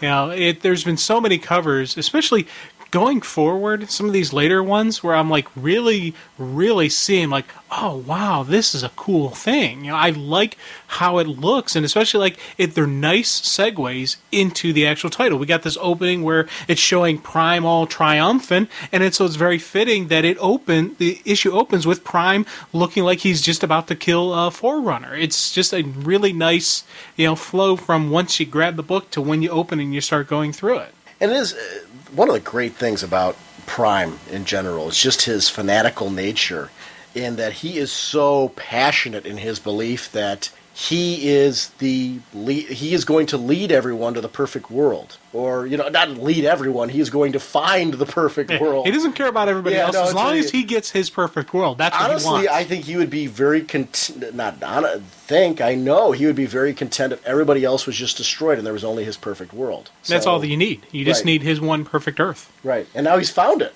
Yeah. And I tell you, that is just a great... this opening banter there, where he's standing triumphant. He's just looks like he's about to do the death blow into her. And Midge, shows him Earth 51, says, "You want the perfect Earth? Right there it is. There's your perfect world. That's what you've been looking for all this time. It's right in front of you." And naturally, Prime, of course, doesn't, believe Midge, but, Midge insists,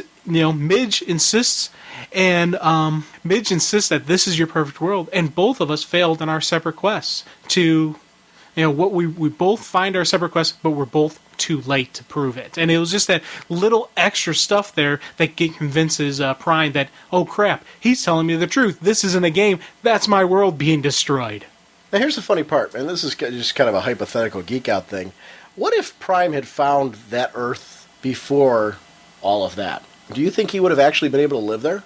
No, because it has heroes and it has everything there. And he ultimately, his perfect Earth is where he is worshipped as the top dog. Yeah, he's the only hero there. Yeah. There's nobody else there because it doesn't need it. Well, it technically probably did need a hero, but it's... that's what his mindset was. So. But he wants that perfect Earth where he has his perfect girlfriend, and he is, the perfect hero, and he, it's all those things where people recognize him as Superman. Dun, da, da, and that's what he wants. So it's an interesting character that he's a very tragic villain in the sense that he will never be able to find what he's looking for ever. Even if he came across that perfect world, it would never last. Yeah, it's in a way. You kind of feel bad for the guy, except for the fact that he's a homicidal killer, because he's a maniac. He kills civilians, he kills non-combatants without a second thought to it, because he's looking for his perfect world. This isn't my perfect world, so I'll destroy it. So that's the negative side. On the one side, you can kind of feel bad for him as the lost kid who's looking for home. So he's an interesting character that, with what they do with him throughout the next couple issues, it's like a wow, stuff. In fairness, he does stop crime permanently on every world he visits. Hey, there you go. Yeah. Of course, he also stops life on every world he visits, but hey. Gotta break a few eggs to make an omelet. I tell you though, that was a cool move that Midge did by telling him that's his perfect world, because you know how Prime's going to react. Oh God, it's on now. This is going to get interesting because you got Prime in a fit scene that his perfect world is being destroyed. And I like the fact that, Forerunner actually, she compliments Midge on the handling of Prime, and when he asks why she returned, we get a nice close-up of her as she says, "I'm here to kill you." I like that. That's just a cool little moments there with the nice, art going on there and just the continuing of her story. Her story is one that Countdown to Adventure, if you're liking it and you want to get like a better grasp on who she is and what she's all about, that side story with her really gives a lot of background into who she is leading into this particular segment. So that's something that Countdown to Adventure storyline is really everything up to where she meets Monarch, straight on through to this point in time, is contained in that particular backup feature. It's not even fair to call it a backup feature. It's actually a complete story in the back of the issue that takes up the same one. So that's one of those neat anthology stories I'm really enjoying. Now, it's funny. There's one little sidebar issue that I always think about when I think about, Midge and Forerunner and all that stuff, because he sits there, accuses her of abandoning them, when in reality, he kicked her to the curb. And then to add insult to injury, they destroyed her world. So how else would she have reacted to this whole thing? Because he's like, how she abandoned them and to join Monarch's army and all this type of stuff. She didn't abandon anybody. Had they been loyal to her, had they showed her the loyalty she showed to the Monitors, she would have been on their side the entire time. And who knows? His story may have turned out differently with her in the hunt for Ray Palmer. It shows how he views her, though. She's like a puppy. She was bred for a certain purpose. Mm-hmm. She's breeding stock. I'm not saying it's right. I'm not questioning the morality of it. I'm just saying that's his take on her. And it's just an interesting philosophical difference in that she's viewed as a lesser life form. She's supposed to be theirs to do with as they please. And she was bred for the purpose of being their warrior, not doing anything else but.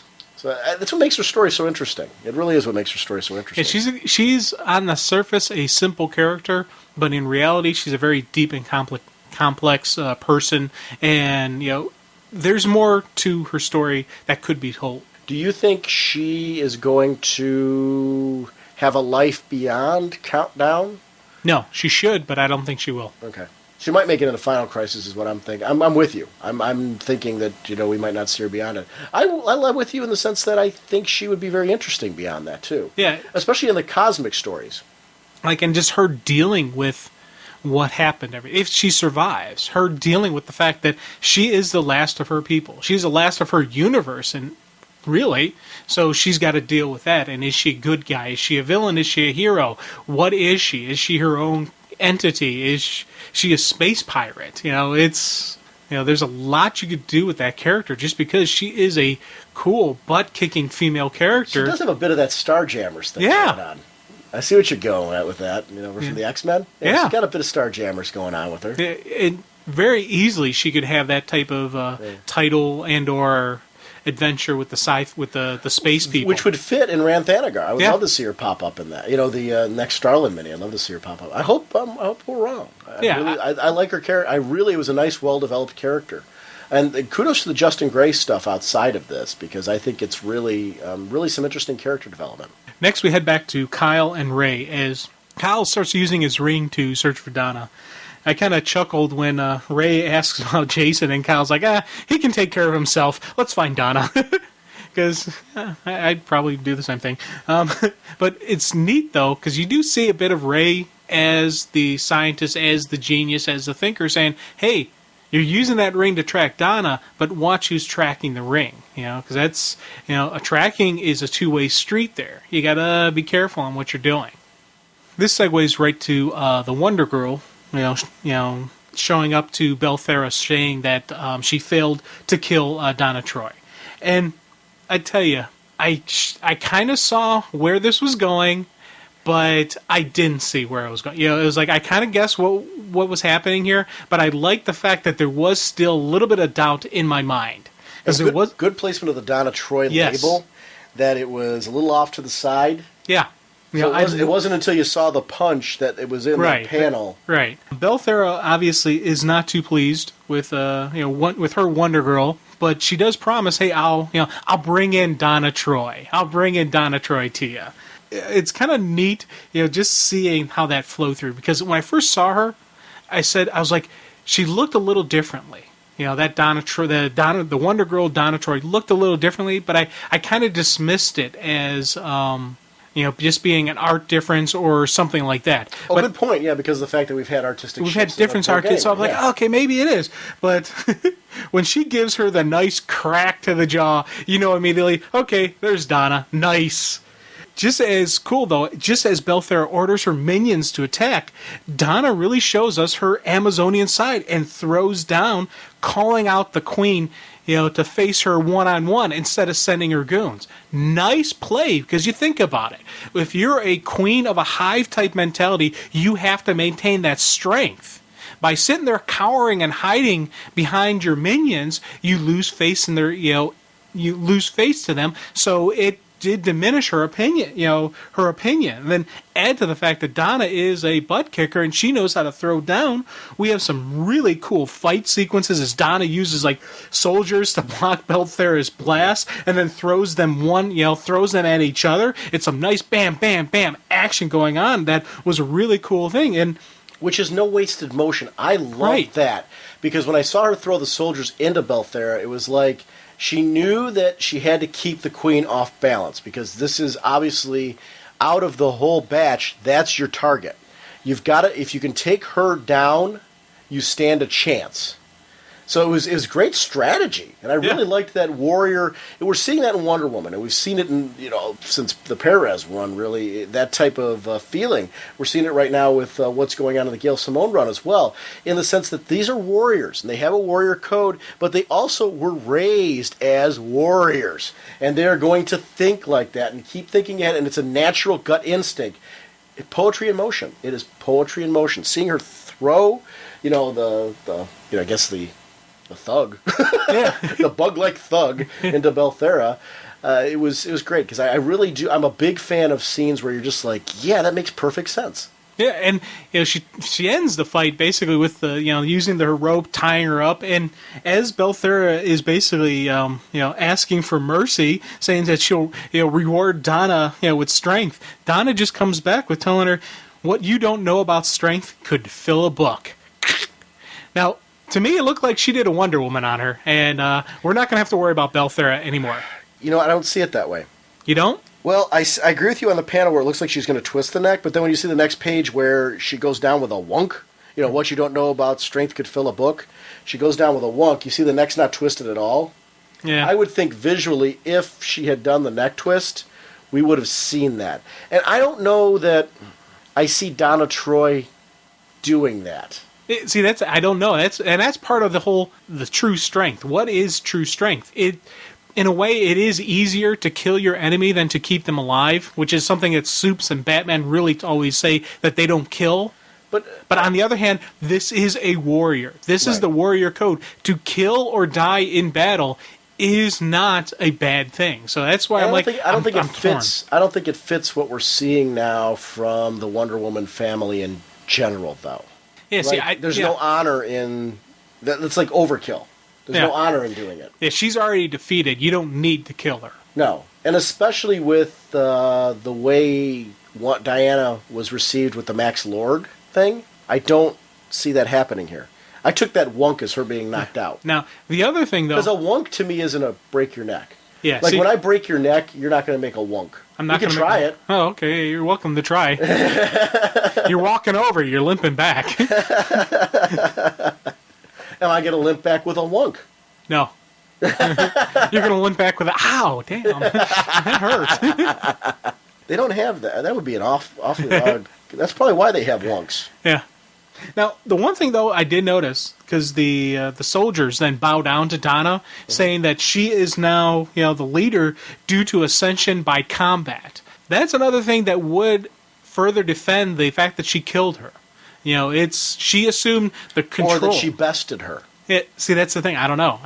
Do you have to kill somebody to best them? I don't know. If you best a queen or a king in combat. Yeah, is it must you kill them to take their throne, or is it just enough to... Because it says ascension by combat, not right. ascension by death. Right. So it could be taken either way. And it fits what we see with Diana and the gorillas. Yeah. She didn't have to kill the gorillas. Yeah, so it's I see what you're going with the bottom panel where, it looks like she's grabbing her by the back of the head and ready to do that. I guess I took it, though, the hand back here that was going to twist her head is the one that pushes her head down. The other one's the one that grabs her lasso. So I guess I took it as the wunk meant she's not dead. Whereas a crack would be... You know what? Yeah, you would need a crack or a snap if you break the neck. So, that to me is, I guess it's the sound effect doesn't really fit. If her neck was cracked, wunk was a bad choice of sound effect. Off camera, this little bit ends with Kyle coming back with Kyle and Ray showing up and makes a little joke about nice outfit, Donna. I like that. The fact that she's back in the Wonder Girl outfit and he would make that cute little comment. So. Oh, this is dude. And to have Pete Woods draw this. Yeah. And notice there's no bat nipples. Because that's a bad idea. For all you Batman and Robin movie fans out there. This just Jason putting on the Red Robin. I want to see him maintain this costume in the worst way. I know. Back in the Bat Bunker, and it was a cool moment, and in my head, I had the dun dun dun dun dun dun building as he's putting it on, as he's suiting up, and I tell you, I was excited, I was giddy for this, next sequence of events that actually would happen, and there's a image coming up that I want to be a poster that I want to hang up on my wall, and just because it was like a dun dun dun moment for me. It's kind of funny seeing how Bruce is now reacting to this Jason. It's a little bit freaky because he keeps referring to Jason, but not referring to Jason. He's referring to his Jason, and even Jason kind of even knows it. And because he's talking about, was this uniform his? Like, yes, it was yours. And it's funny as you're talking about this too. You got to talk about the dialogue right leading up to that is brilliant. I must be getting sentimental, or tired of living, or both. But something about you, the fire in your belly, reminds me of me. So fine, gear up. Let's both go out in style. And Jason comes back with, "This was his." Yes, Jason, it was yours. And it's right there that you're right. That tone shift comes in where he's now referring to him as his Jason. It's it's that human side of Bruce that in any version you need to capture that in some capacity, and it's that part where I could see him snapping to this level and that happening. And it's even he's sitting there, like, yes, Tim this Drake was yours. didn't bring him back. Yeah, Tim Drake did not bring back this Bruce Wayne. This right here is what brought back Bruce Wayne. Right. Jason Todd returning from another dimension brought Bruce Wayne back. I like that. That was just a cool moment. And just as he's sitting there, he's like, hey, let's not try to, confuse things. I'm right here. Yes, chum, you are. Red Robin lives. Full page spread of him in the costume. I so want him to keep the costume up. I want to see our Batman interact with this Red Robin. I want to see how our Batman deals with Jason in a costume. And there was a part of me when I was reading this that wanted to see a way for him to stay on this earth with this Batman. Yeah. It was such. I was so torn because I agree with what you're saying too, though. I wanted to see him with our Batman as well, but then I'm like, this is a little bit of a rougher Batman. This is more of a Jason Todd. This Jason Todd's Batman. These two are so in sync. It would be cool to read a series with these two. It would also be cool to see Jason temper this Batman, because this Batman is a bit over the top, and our Jason would actually maybe be the tempering for his violence and rage. Which is pretty darn creepy. Yeah. Because this Jason, I had no point in time doubt that this Jason would change his modus operandi. But I think this Batman would be perfectly comfortable with what this Jason's doing. Yeah. Next, we head back over to Monitor of Earth 51 as he fires. Okay, no. Yeah, you get these it's like how you want to just sneeze, and you get that just bam energy, and we still haven't had that on the show. I know. You told us earlier you're going to sneeze, and it's really the build-up. Yeah, I know. Jim, we're teasing. We're 2 hours and 53 minutes in, and you're teasing us. Okay. This show better end with a sneeze. Okay. I'll try. People are going to feel gypped. I'll do my best to have it end in a sneeze. Yeah. Forget the comic book content. People want a good sneeze. We head back over to the Monitor of Earth 51, and he is doing some serious firing on, some blasting of some Monarch shock troops. You can definitely tell he's taking this invasion a little bit personal. And go figure. Well, imagine that. You're like a proud parent. This is his perfect world. He's the Monitor, got it right. Now, for me, especially in these couple panels when you're seeing just his reaction, I bet you he had more of a hands-on approach with this Earth. Maybe that's why it was Earth. I don't think he was just a Monitor. I think he actually stepped in and maybe did some stuff behind the scenes type of manipulating, maybe even helped out. I could see him maybe even helping out Batman in his mission or something. There's too much of a emotional response from him not to have him gotten his hands dirty, I think. Another way to look at that, and I can agree, I'm not disagreeing with you when I'm saying this, I'm just trying to provide a different perspective on how it also could be. Imagine you watched all that, and now you're seeing it destroyed. You know what I mean? It's think about how passionate the comic fan gets when their favorite character turns evil, or their favorite character is killed. The outcry over just various comic book changes. Let's talk about Peter Parker and Mary Jane being divorced. Not divorced. That totally being wiped out. This is something where he's speaking for us. That's unfair because I'm just talking about a Marvel thing, but I'm trying to think of what the outcry would be. Parallax. Parallax is probably the best example. Hal Jordan becoming Parallax, I'm sure, ticked off a whole heap of people. The Superman red and blue and all that, and change of his powers and things that. Absolutely, and what that was going to look like. If Superman were to get divorced, I'm sure that would cause a major outcry, because that's so out of his character. I think if you killed Batman, and replaced him permanently, I think you would get a major outcry, because Bruce Wayne is Batman. Interesting. It's interesting. The Monitor is not only just gunning for Monarch and his army, but he's also gunning for Midge as well. There's a potential throwdown in the future, which would look pretty cool. But the thing I liked is the fact that he can recognize that his people are scattered. He can see this, that they're not fighting as a cohesive unit, and Monarch is unit, and they're taking advantage of that. I like the fact that he can recognize that. This dialogue here adds a lot of weight to what you were saying. I shepherded my Earth far more effectively than any of my brothers or sisters cared for theirs. Shepherded. It's an important word for what you were talking about, and it leads to the belief you're right. Maybe a little bit more hands-on, a little bit more puppet master, that type of thing. Tweaking where necessary. And honestly, as a Monitor, you could do that very effectively doing very tiny things. A little tweak here, a little tweak there. What would that change? Look how effective the Justice League is in our universe. What if there was a little tweak here, a little tweak there? What would that be like? So, yeah, I don't know. It's one of the things where I wish we would get more Elseworld stories on these. Now, granted, we know what happens with Earth 51, but maybe just what was. How they wound up that way. Yeah, see how it's developed, sure. I wish they would do. I don't think they will, just because I think they're telling the stories right here in Countdown, and maybe later a little bit more in Final, in the Final Crisis. But I would like to see. Do you think we're going to see one Earth out of this? I have two major schools of thought. One is it's going to be a complete reboot. All of the 52 Earths are going to come back, including Prime's Earth. Everything. I think that's going to happen. Or two, we're back to one Earth again, which I hope they don't do. I hope they keep. I don't want them to do a complete reboot. I want them to continue on with the nature that's going on. of this world, but it's still, I don't know. It's a tough call. It's a tough call to say what they're going to do.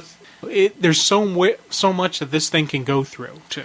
I don't want to reveal anything to you right now. Did you read Death to the New Gods, number 7? I have not read that one yet. Okay. There's some major events in there that are making me question where this is going and what it's going to mean for the future. It's definitely one of those. I'm going to urge people again. If you aren't reading Death of the New Gods, you really need to read this story. On so many levels, the title speaks for itself on what it is.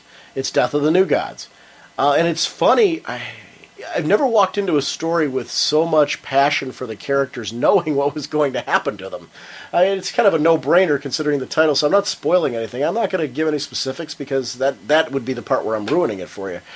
But there are things that happen in issue 7, a number of things that happen in issue 7 that really leave a lot of question marks for what this landscape is going to look like after Final Crisis. And I'll just leave it at that and just say that really it's a book. If it's at your comic shops, do yourself a favor, because I know there's been multiple printings of some of the issues.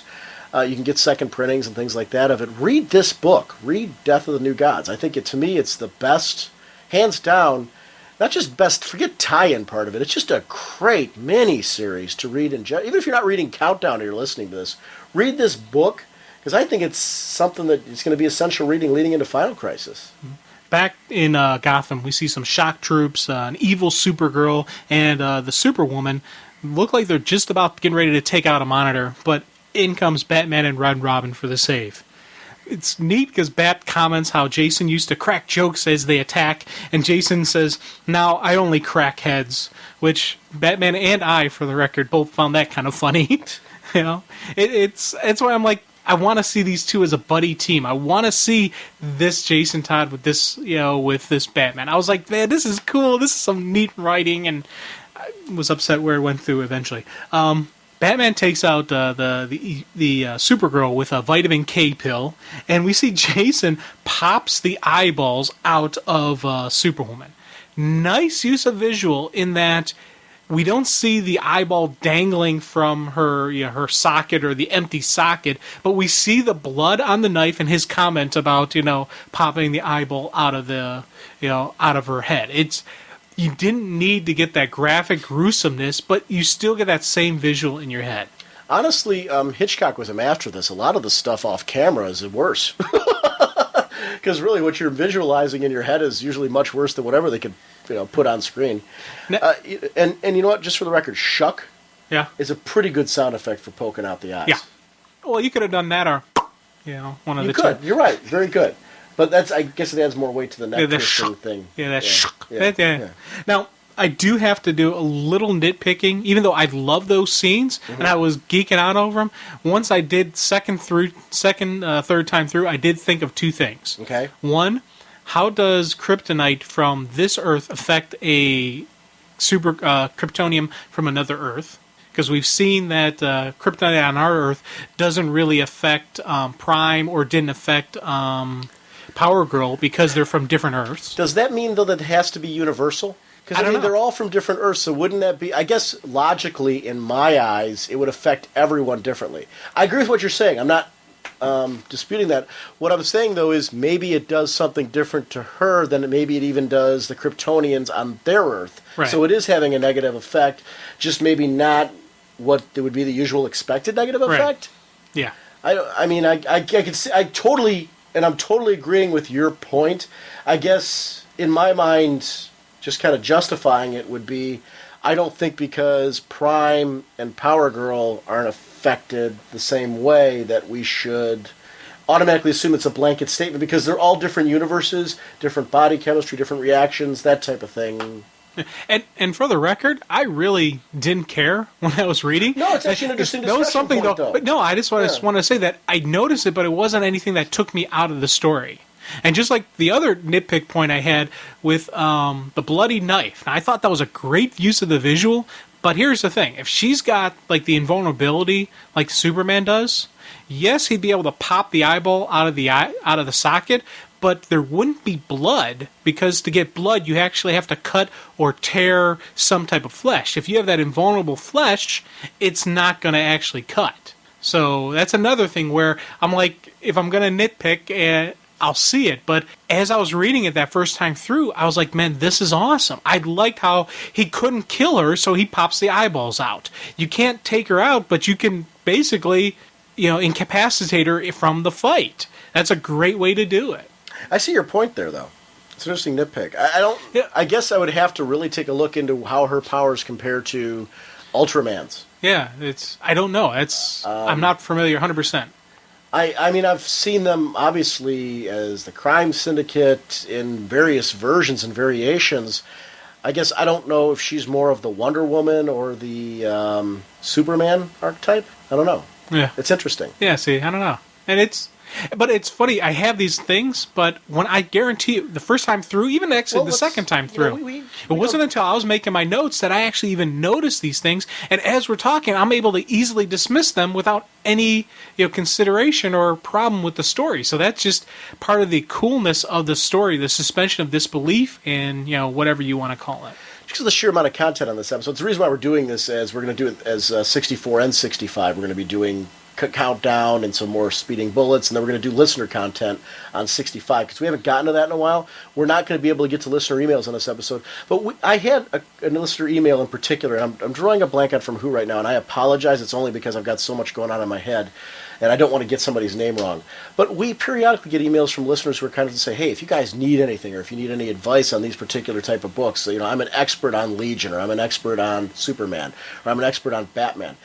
I read a lot of titles. My expertise on Batman is much stronger than my expertise on Superman, for example. My expertise on the Birds of Prey is a lot stronger than my expertise on Wonder Woman. I love both. But historically, I've read a lot more Birds of Prey, and those characters. I read Dinah Lance from when, she was in Green Arrow, and so my Justice League. So my longevity with that particular character is a lot longer than my longevity with Diana. If you know something about the crime syndicate and you can tell us, is this possible? This is parts where our listeners, hey, jump into the conversation, throw it in the thread, because people, they look to see what the reactions are after our episode, and that's a great thing to throw in after the episode. Just go to the forum and plop that in, or shoot us an email, and we'll get it on the show eventually. Is this possible with her? I don't know. I don't. I really don't. Yeah. I guess I just naturally assumed, okay, it's possible. Yeah, no. He did it. Yeah, right there, we're seeing it. So, right. Yeah. Jason, Bats, and the Monitor all duck for cover as the shock troops just open fire on them. It's interesting to see that how the Monitor is really starting to, figure, okay, yeah, this is it. We're done for. We're, it's over, Johnny. But Bats, being Bats, he's not the quitting type. He's getting ready. Okay, he's looking around. He's going to plan. He's going to come up with something and pull their butts out of the fire. Fortunately for them, they don't need to, as a little bit of backup shows up, which, when I saw that coming in, I was like, outstanding, as we see Donna and her bug army just attack. Nice just usage of the fact that she's now the queen of the bug people. So yeah, okay, minions, take them out. Let's do this. It's rally time. I love the little Jason in the background. Donna? Yeah. But you know what I liked about her, too? She dropped the hair.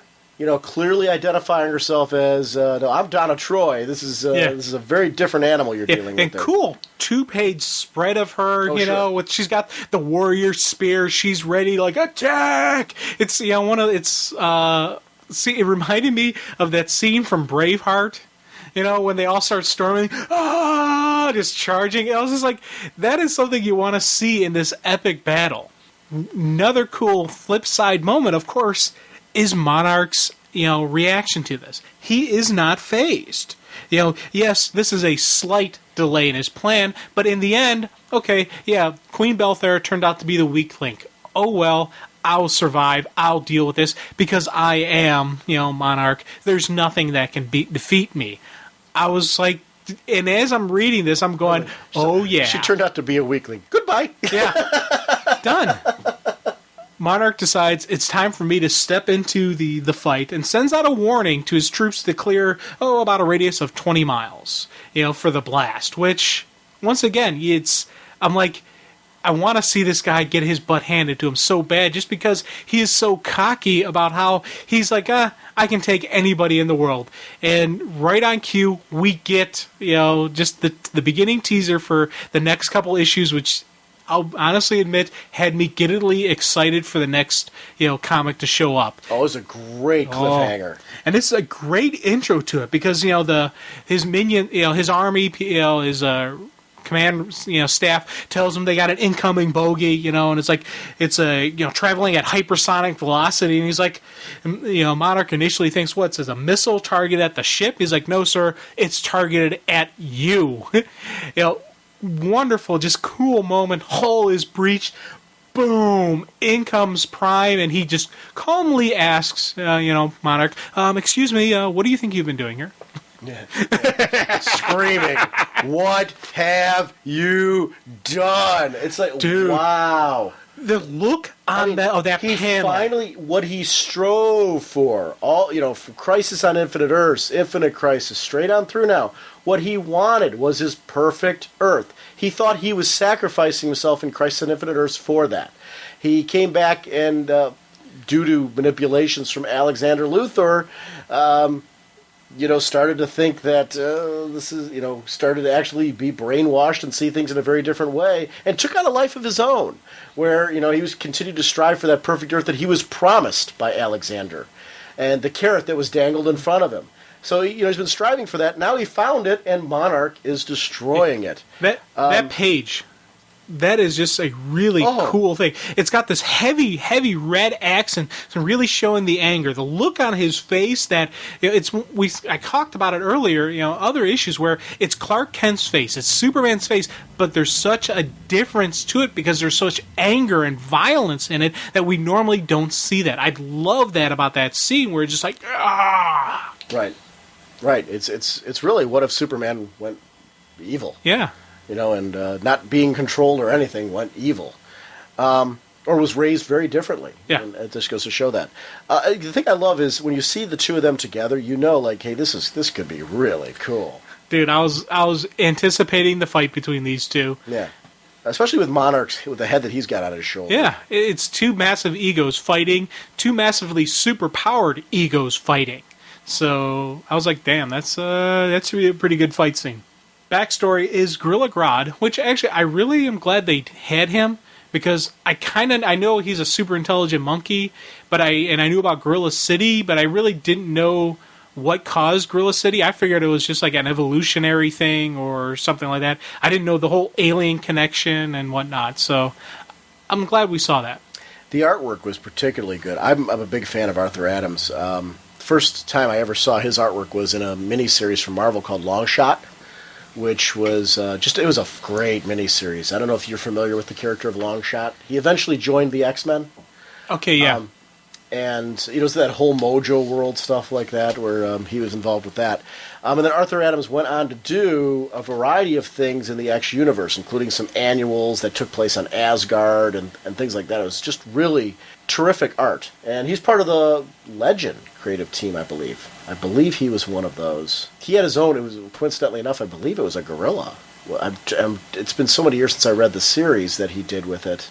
He had his own series, where it was a girl and a gorilla, I think it was. And I'm trying to blank on the title, but he's another artist, for example, that if I see his name on something, I'm going to pick it up and page through it and probably pick it up just because I enjoy his art.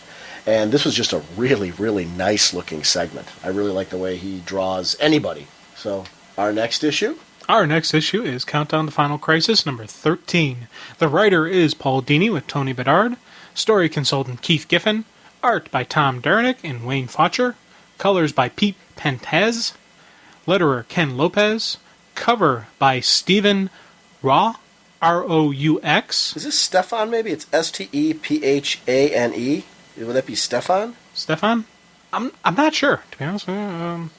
And just like the last name, I think it's like Raw or Rue or I don't know how to pronounce. Yeah. It's R-O-U-X. So I'm assuming that's a French name, I believe. So Stefan would actually make more sense then. Yeah, it's actually the art and the cover's gorgeous. I know, and the other cover artist, Karen Boccanfuso. It's really, it's a really, because this, obviously, with the way that cliffhanger ended, what other cover you're going to do? Yeah, I know. But you really this was really a nice choice of who did this, because it's just a nice Superboy Prime, or Superman Prime, whatever you want to call him, because he's still Superboy to me, because he's only so big because he's jacked up on stuff that he absorbed during his days with the Yellow Lanterns. But it's interesting to see, he's going right towards the helmet, which would obviously be, you're going to cause a big boom. Yeah, well, one, he's just going for the kill. Right. So you figure you're going to kill somebody, you snap their neck, you pound him in the head. So he doesn't really know who he's up against, what he's up against, because he is a kid who just reacts impulsively. But that is just a great, opening cover that just gets you wanting to read it. That's the fight you're looking forward to. So, as always, assistant editor Elizabeth Garland, editor Mike Carlin. The issue opens up with the continued destruction of Earth 51, as the Monitor watches and actually weeps, knowing it's over for his world. Where there is life, there is hope. Only a human could believe such nonsense. A Monitor sees only truth, and I am forced to acknowledge that for the 6 billion souls below, the situation looks hopeless. Like truly hopeless, too. Oh, yeah.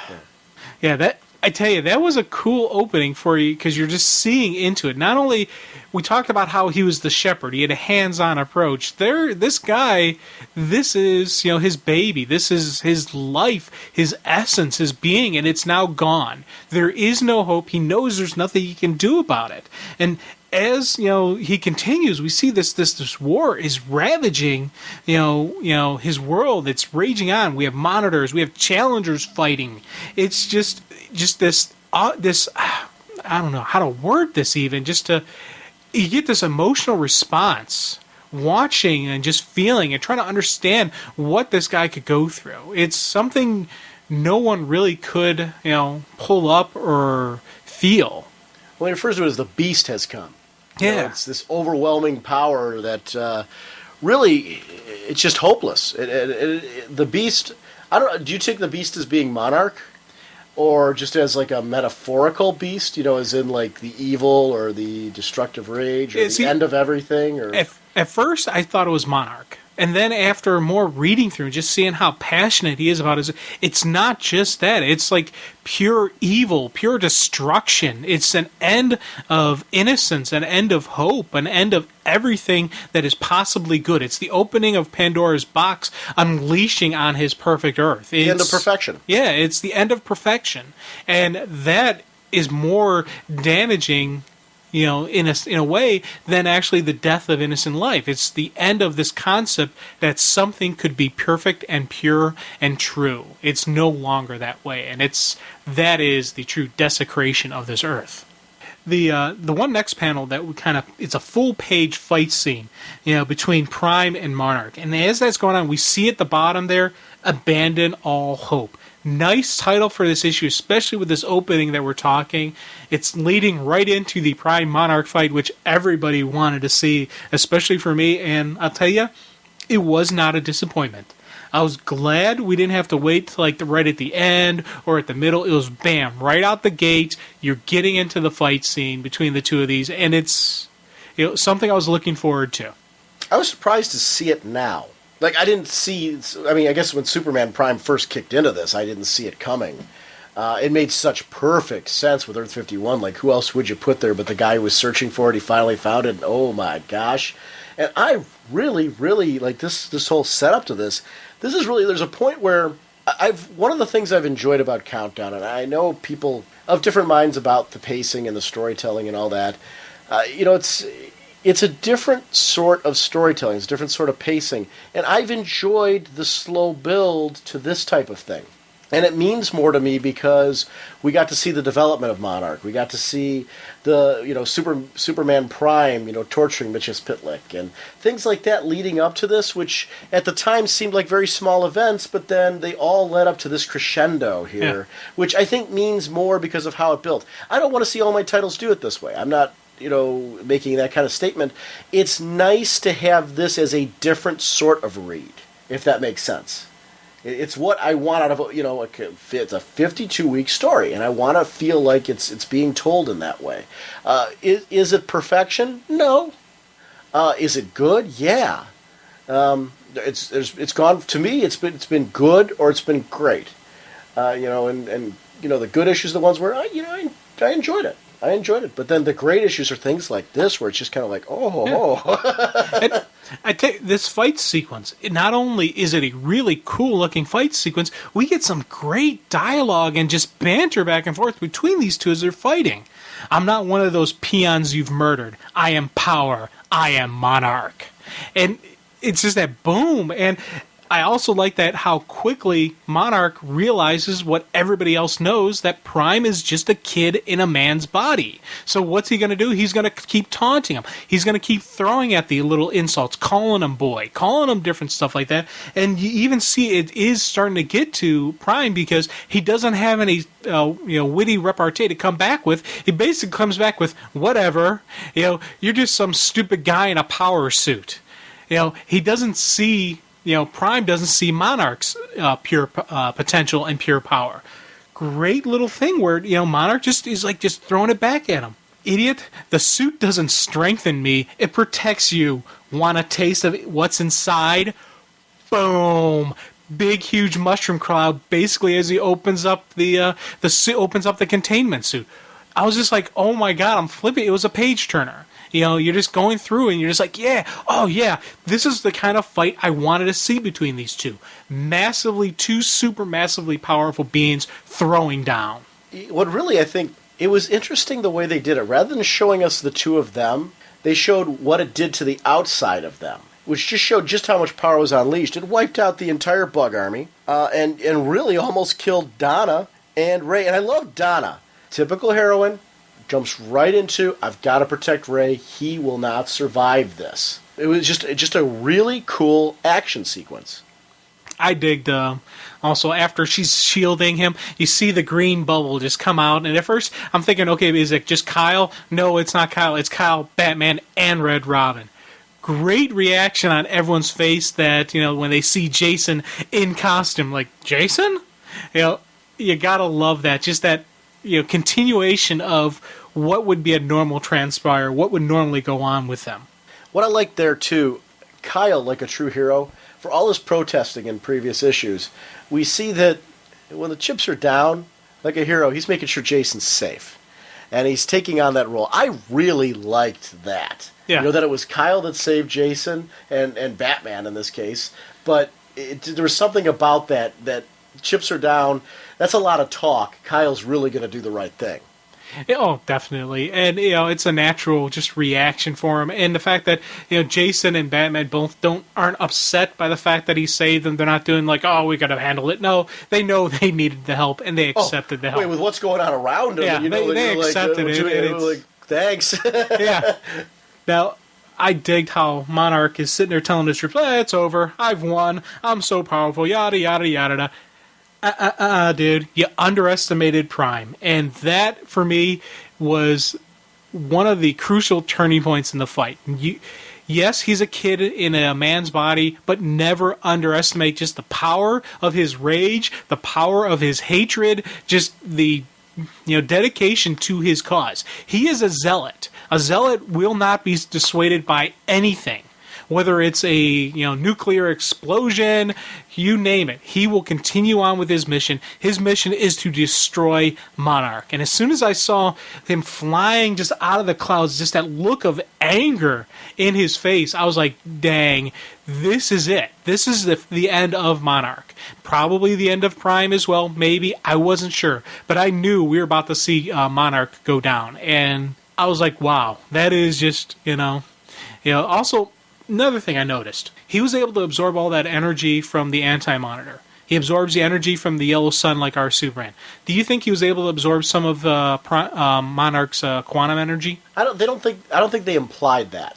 I think I see where you're going for in this. I think with where we see this story goes with him, I would say no. Well, the only reason why I say that is where we see this story goes, I wonder if it would be an indication of how he could have survived. And how he could continue on. And yeah. I think he survived because he was so jacked up, Yeah. and because he's Superman. Yeah. Could you kill Superman with a nuclear explosion? Probably not. Yeah. Yeah, because he's pretty Superman. tough. He's pretty tough, you know? He did wreck his cape though. Oh, no. He wrecked his cape. Yeah. That's it. You're done for, man. Which kind of ruins his perfect Earth. Yeah. Well, Or his perfect cape. you don't tug on Superman's cape. You don't spit against the wind. You don't pull the mask off the old Lone Ranger. And you don't mess around with Slim. Let's go on. Okay, sorry. back to the challengers. And I have to say that I noticed on my second read-through a little continuity error. Okay. One panel, they showed Donna Troy wearing her Wonder Girl outfit. Oh, I see the that. next, you see the Black Star. Now, I didn't notice that the first read-through. I honestly did not.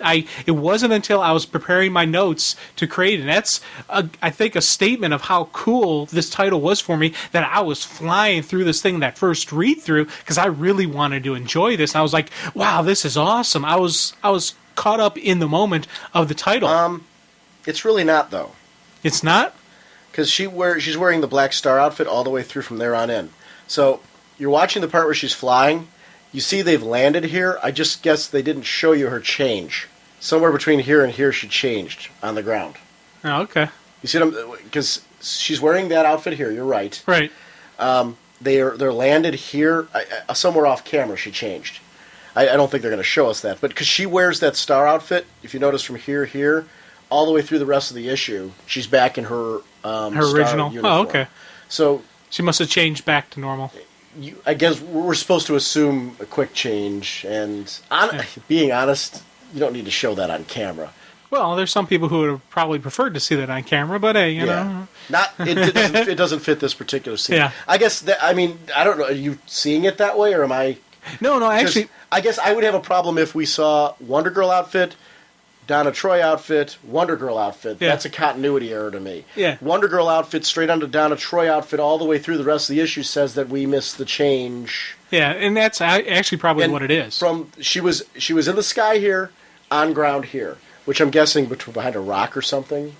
Yeah, did a quick change. Yeah, she Right. can move at superhuman speed, right? Right. Yeah, so it's not too far off. And she wants to be back to her normal costume, not the Wonder Girl outfit. So, Well, I don't really have an issue. But remember here, we don't see them land. right. We don't. There's things that are done off camera here. They're all landed. She's in between now. Batman, Red Robin, and Ray, who are together in the bubble, which means they walked away from each other at some point. You know what I mean? It's kind of there's a lot of things off camera that you don't really see from this panel to the next one. So it's not totally unbelievable to me. Whereas if we saw them landing and she was in a different outfit Right. as she landed, I'd have a major issue. Okay. Yeah, and as I said, I don't have a major issue with it, really. No. I've just noticed it, and maybe I'm even actually not even noticing an error. It's just, an off-camera thing, so cool. But this sequence, though, had some really cool moments aside from the whole uniform issue. Because as they start planning their next move of attack, it's Red Robin who suggests, they form a small strike team, which Batman immediately agrees with. Why fight them all when you can kill them one at a time? The coolest moment, though, came from when Jason's like, hey, that's kind of not what I was talking about. That's why I'm saying this Jason could be the the temperament for this Batman. And that's something I would have really liked to have seen, that him holding back, him pulling the reins back on Batman, not getting him to kill anymore. Maybe actually not crossing the line all the time. It's the bringing out more of our Batman in this universe and have it being Jason is the voice of reason. This is where this sequence gets really cool because there comes a point where you're issue 13 now, and you want to start wanting to see how is this all going to tie together? Where is this leading us to? This is the beginning of the path to where this story is really going. Yeah, and right there you see it, big letter, written in some mystic energy to Apocalypse. Hand writes it. Once again, it's like, where's this going? What's going on? Okay, we're going to Apocalypse. Later on, we see that again in another story arc, and it's all coming to a head. And I like that. I really dig that. Back in the Nexus, we see Midge has dealt with Forerunner, and I was a little bit upset that we didn't get to see their fight You know, because granted, I don't think she would really have that much of a chance against the Monitor, but she is tough. So I figured it could be a cool fight. You didn't really need it, but it's one of those extra things that I would have liked to see. Maybe have it in her backstory that she's in the one Countdown tie-in. I don't know. Now, I don't take it as she's dead. Oh, no, she's not dead. Because he says it's a shame I must destroy you, and he never gets to that point because of Darkseid. Right. You know, but I would have liked to seen their fight, though, because you figured, I'd like to think that she would have gotten a couple shots in, you know, done some moves, maybe had his back up against the rope, or maybe he would have just rope-a-doped her, let her keep throwing, and then bam, blast her and drop her. I don't know, but you didn't need to see it, but it would have been just, I don't know, kind of a cool fight scene to have in there. But granted, what would you have taken out of this title? I couldn't think of any, because those were the fighting going on in there. You couldn't take out any of those panels. You needed all that action, all that stuff going on in the story. This is something that you didn't really need, but it would have been nice. I think you make an interesting point there, because there are things, and I can see that point, in the sense there are things I would add, but then the problem is you're upping the page count, the panel count, and a lot of people would be kind of like, well, let's move on already. I always want to see more of the off-camera stuff and things like that, but it's not I don't want to see anything. It's not as a replacement for something, and I think that's an important distinction. A lot of times we make comments like that, it's kind of assumed that we're saying, well, geez, you guys are agreeing that there should be something replaced in there. No, it's more of an addition, not a takeaway, which ultimately would up the page count, up the price, and we're... you and I would pay for it, but it's... we would. You can't. I understand why they couldn't do it, and this was a good sequence to take out. It's not important. Right. It would have been cool for us to see the resolution. Right. I wouldn't take away. I wouldn't take away from the Monarch Superman. No, there's nothing I would. There's nothing I would have taken out other than that. Darkseid is really well drawn here too. Dude, I really, really like this variation on Darkseid. Yeah, and it's in a way, I don't know. I like how he looks at life as a chessboard. Uh-huh. That is just such a cool thing for a villain. You've seen it in a lot of different types of villains, but with him, he really just sees everybody else as his pawns, as his little pieces that he'll move around the puzzle and get what he ultimately wants. I like that about this villain. It's the super intelligent, super powerful strategy, just this true epic villain who, you honestly think at any given time could win. Oh, yeah. And you have him up against this Monitor now, who is also, you got a Monitor. Monitors are super powerful. They're all seeing, they're all knowing. So this would be a true worthy chess match between these two. And Darkseid has them up against the ropes. It's, and you gotta love just the banter back and forth between these two, where, Darkseid's like, forget wasting your time with the pawns when there's still a full chessboard left to play. And Monitor's like, well, it's over now because I couldn't merge. He's like, it's not over yet. There's still a lot more left to play. There's still, a lot more, left of the game. It's your move. What are you going to do? It's just a nice thing. It's a good usage of it. And I didn't see that being... And it's funny because remember way back in that issue where the Monitors were first rallying together, at the end they were talking about who benefits and all that stuff, and that's where you saw Darkseid at the chessboard right then and there. So the foreshadowing was really in place all the way back to that issue. It's really neat to see the amount of planning that went into this, and that there was a framework in place. And I'm sure, it was crafted and tailored differently, especially when it got Keith Giffen on board, and you kind of coordinated things a little bit stronger. But there was always a framework in place for how this was going to play out and where it was going to lead and when the reveals were going to be done. And it's interesting. It's really an interesting book. This leads us back to the Monitor of 51. And he starts to really think that, okay, now is time to retreat. Maybe if you rally all the Monitors together, they can stop Monarch's army at the next world. And to be honest, you think about it, that's a good plan. Because maybe, Monarch took a heavy of a hit at this world, that the next one they would be able to rally. Maybe if they're more organized, a more cohesive fight attack.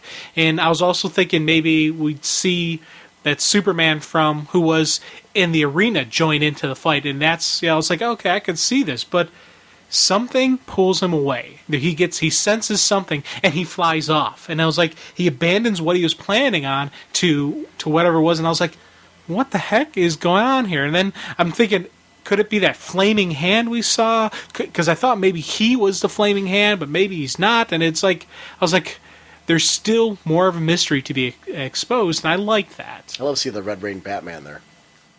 Yeah, and throughout the fight scenes, you're seeing all these different people from the different elements. It's a neat little I'm liking Arena this. Winners. Yeah, it's the Arena Wars, and it's continue on in Countdown, so it's kind of cool.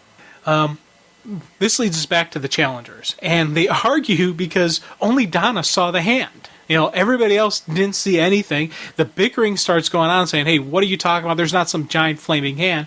And Batman has had enough. There's still a war that needs to be fought, and he's going to continue on. True to this character, he's not going to sit around and wait. He's got to act. This is his Earth. This is his Earth he's fighting. Plus, add to it, he sees the Joker. Person he really does not like, especially since the Joker is the one who killed Red Robin. Now he's got his Jason back. He's not going to let it happen again, and he flies off into battle.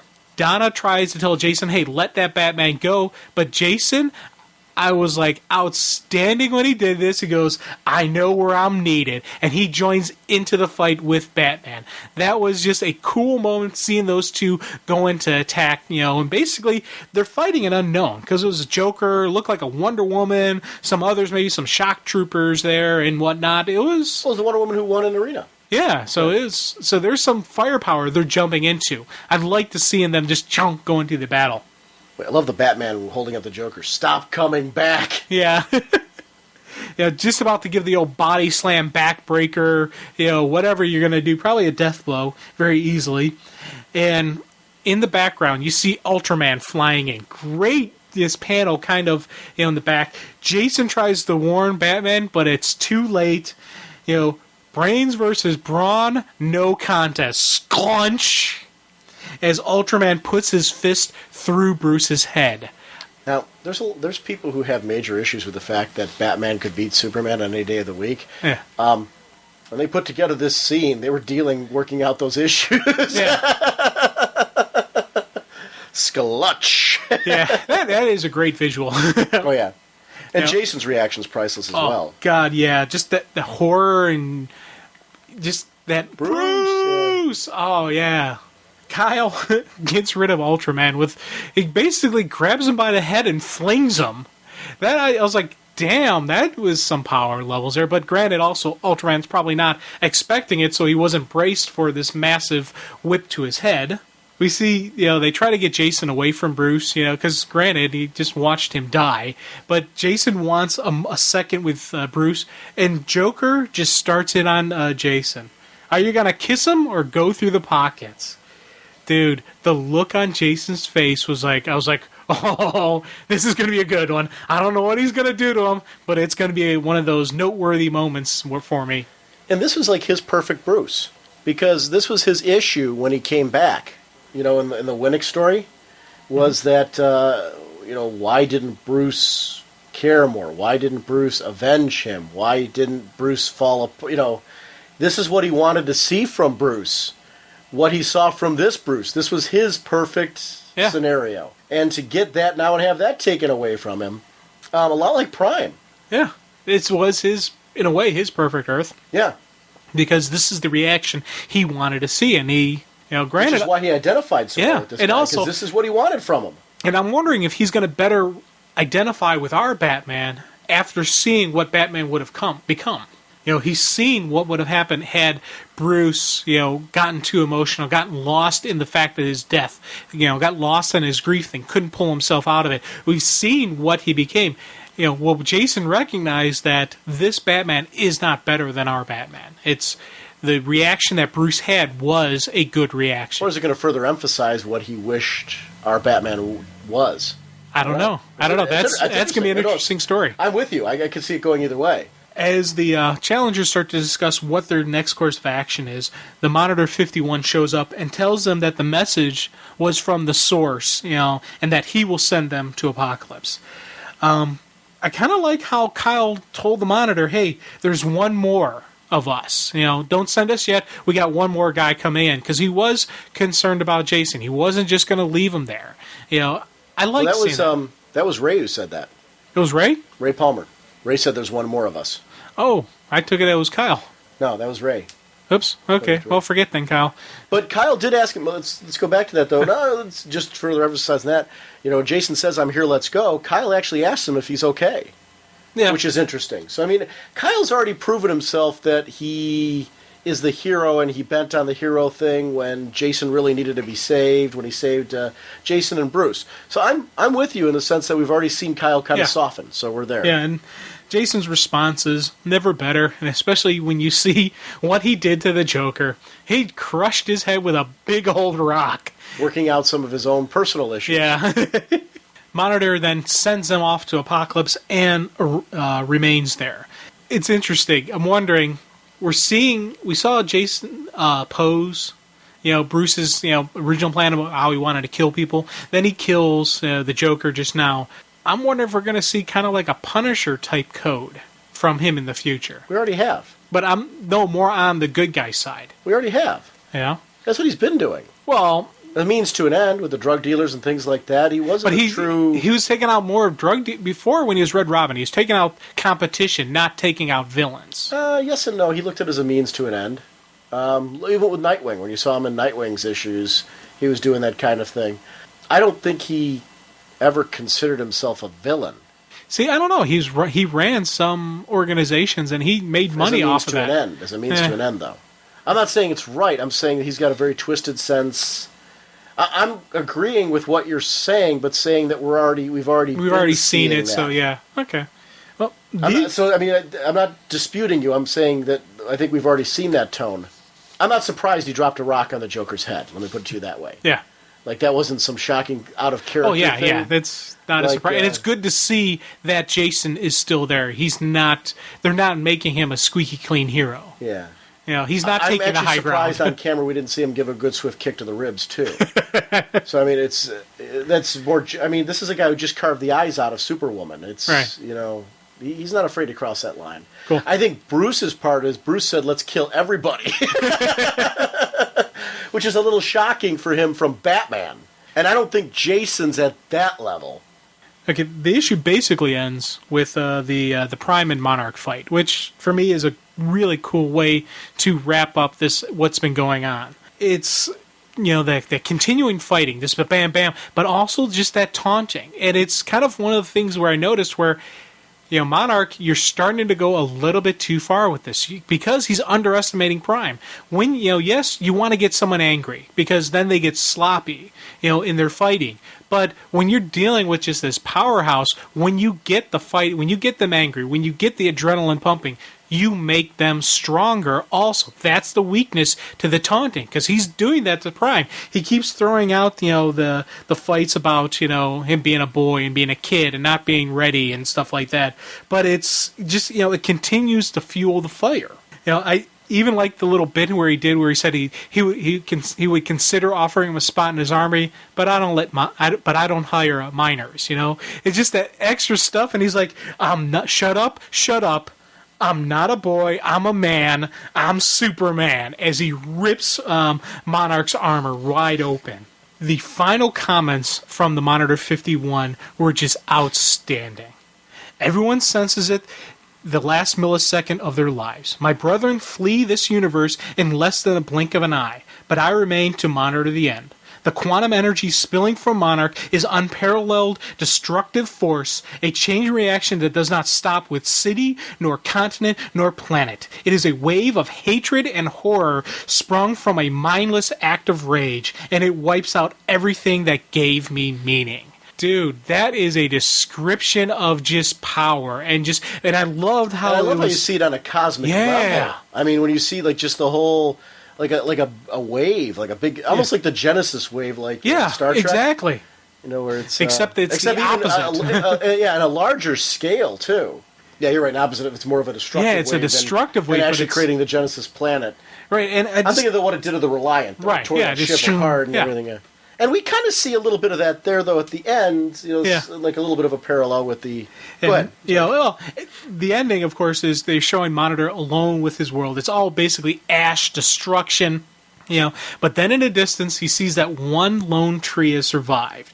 And it's cool because the sight of that, just that one tree, it stirs an emotion in him that, a concept that, everything should have died, but something else. It lived. And that's when he comes to that rationalization that, where there is life, there is hope. Mm-hmm. And that same thing that he dismissed at the beginning of this issue, he now realizes why humans think that. Why we think that as long as I am breathing, there is still a chance that something good will happen. It reminds me of Star Trek 2, though. I mean, in the end where they saw the casket of Spock and Kirk was reminiscing about the fact that if Genesis really is life from lifelessness, and I'm probably butchering the exact quote, he just said, I have to, basically the gist was he has to return back here someday, to see, about his friend and that type of thing. It was an interesting ending to Star Trek 2, and I'm seeing that just whole vibe here with, like the destructive force, but then we're left with the sapling that's life. Yeah. You're left with a much bigger life force in the Genesis planet, but it's the same kind of thing. Now, that's also the thing I'm wondering because we really don't see the rest of we see this ash surface, what if Prime is still alive on that planet? Oh. Yeah, you see this little ash... Do you think Monarch's gone? I don't know. Well, I think Monarch and Prime both survived. Do you think both of them survived? Oh, big time. Yeah, so... I'm looking forward to, and also we know Monitor 51. I think he's going to play a heavy role in the Final Crisis. I'm thinking possibly. One of the things I was thinking is he becomes the one Monitor, because he's the one who actually learned the human lesson. He learned what it is to be, what humans are, what we are capable of, what our true strength is. It's not in our powers or science. It's in our heart. It's in our character. What if Solomon becomes what we've always thought, the anti-monitor, and he becomes the monitor? Yeah. A very simple crisis relationship there, where this guy, from Hope, we're seeing right now a reason for him to be the good guy. Yeah. The one, I don't know. Yeah, see, I don't know. There's a lot that they can still do. He actually has major issues with Solomon. So we've already kind of set up a good versus bad relationship. Mm-hmm. Backup story is Cyborg Superman. I really dig this. I liked it. It's still this guy. I still feel bad for him, even though he is a bad guy and he has killed millions of people. I still feel bad for him because all in the end, he wanted to save his family. He wanted to save his friends. He failed. He wanted to, get revenge. He failed. Then in the end, all he wanted to do was die. He just kill me, get me out, put me out of my misery. But even that, he failed. And he's just this little hunk of, flesh and metal and all that just remaining. And his body's going to be rebuilt and he's going to be all, oh, great, here we go again. Ivan Reis did the artwork on that particular segment, too. And it's another great-looking backup, which have been interesting art pieces. Did you know his background story? I know you've been a big fan of the Cyborg Superman since like the Sinestro Corps War and things like that. How much of his background did you know? I knew the stuff how when the Superman came back, I read all that and how he turned. And then shortly after his turning is when I stopped reading again. So I didn't get the full backup story behind him. So you didn't read the whole Death and Return of Superman? Right. Yeah, well, I read it up to his return, and a couple of the issues when he, a couple issues after that. And then you jump ship. I jumped ship, and then I came back a little bit later when Parallax happened, and then when the sun went to burnout, and you read Final Night. Yeah, I did read Final Night. Well, parts of Final Night. That was very sporadic because I was hearing of these cool story arcs and. With Hal flying into the sun and redetonating it, and then seeing Soup didn't have his powers back. I'm like, oh, let me jump on this again, read it a little bit more. The wedding, I was around for the wedding of him and Lois's wedding and stuff like that. So I was sporadic. So when 'cause you watched Lois and Clark back then, yeah, okay, yeah. I mean, you were a big fan of that show, weren't you? I was a huge fan of that. Yeah. I loved it. So that was a good show. I liked that show. Yeah, because the wedding tied in with the wedding on that show, and that's where that all came about. So. Yeah, this was an interesting couple reads.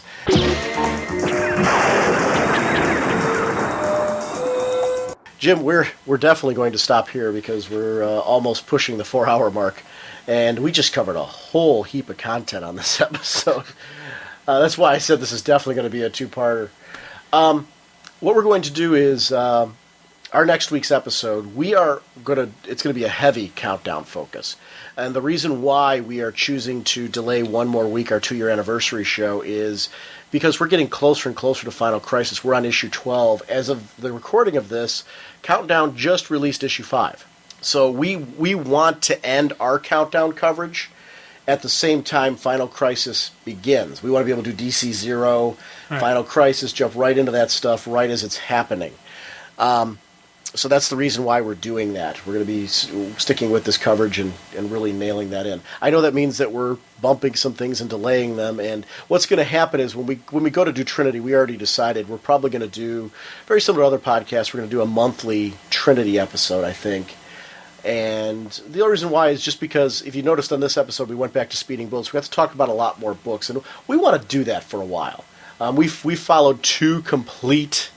basically, by the time we're done with this, on the level that we cover it, we followed 2 complete weekly series from start to finish. And arguably, I think we are conquering Countdown with a lot more depth than we did even 52. Darth Dad mentioned it on the forum. Yeah, I think we are. And I think I agree with that. I think it's just, though, because I think there's been so much... controversy over this. There's been interesting things to talk about because people have their own emotions and opinions and things. But we're going to jump back to this next week, continue delving into Countdown, so that way we're at a nice breaking point. So it's going to be a very Countdown heavy show.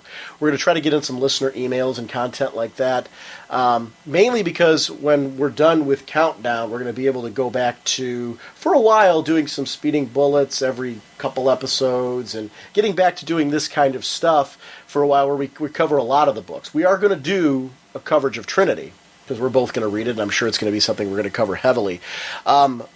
We could probably do, every time we do a Trinity segment, we'll probably heavily cover an issue, and then Speeding Bullets style some of the other issues so that we can cover kind of the pacing and our favorite moments and keep it that way. So we can talk about the overall crafting of the story, I think, in a single issue, but then cover the other 3 issues of that month in kind of a Speeding Bullets style, similar to what we did at the beginning of this, covering our favorite moments, our thoughts on any interesting events that are happening. I think that's probably a good way to cover that one and do it that way. But that's the explanation as far as why we're doing that. Our 2-year anniversary show is coming up. It's going to be, I'm not telling you the episode number because that's a surprise, but episode 65 is our next week's show. That is going to be our continuing Countdown coverage. Some Speeding Bullet style stuff. I'm trying to get the audio comment in on All-Star Batman and Robin. Jim actually just read it. Yes.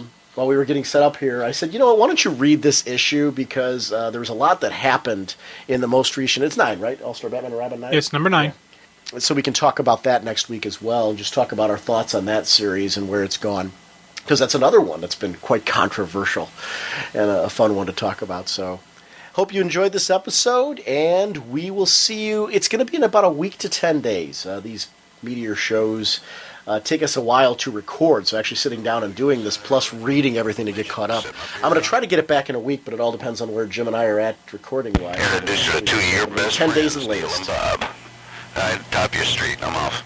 We just got CB again. Yes! We haven't had that in weeks. We just got CB again. I wonder where we're getting that from. Wow. I don't know. All right.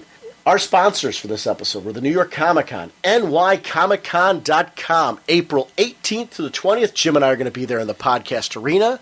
There are absolutely creators galore that are going to be there. I urge you to go to the website and just check out the DC talent, the Marvel talent, the independent talent, people that are just going to be there. If you've been reading your recent DC comic books, you're going to see a complete list of DC talent that's going to be there. I urge you to go to their site, though, because there's more being added all the time, including some incredible legends that have been added.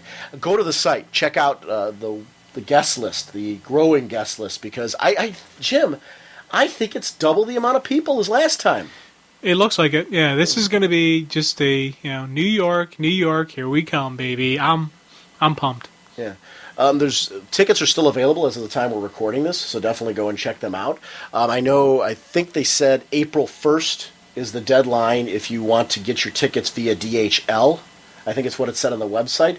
But I'm sure after that, what ends up happening is you just pick them up there via will call, which is probably how we're going to have to get our tickets. I don't know. But I'm excited. I'm excited to really go there. Please stop by our table in the podcast arena if you're going to be there. I love either revisiting with old friends that we've seen before. I know Ziggo is going to be there, for example. We saw that. There's a nice thread going on in the on Raging Bullets forum with people who are mentioning that they're going to be there. But please, if you're going to be there and you're not a forum goer or whatever, please stop by the table, introduce yourself.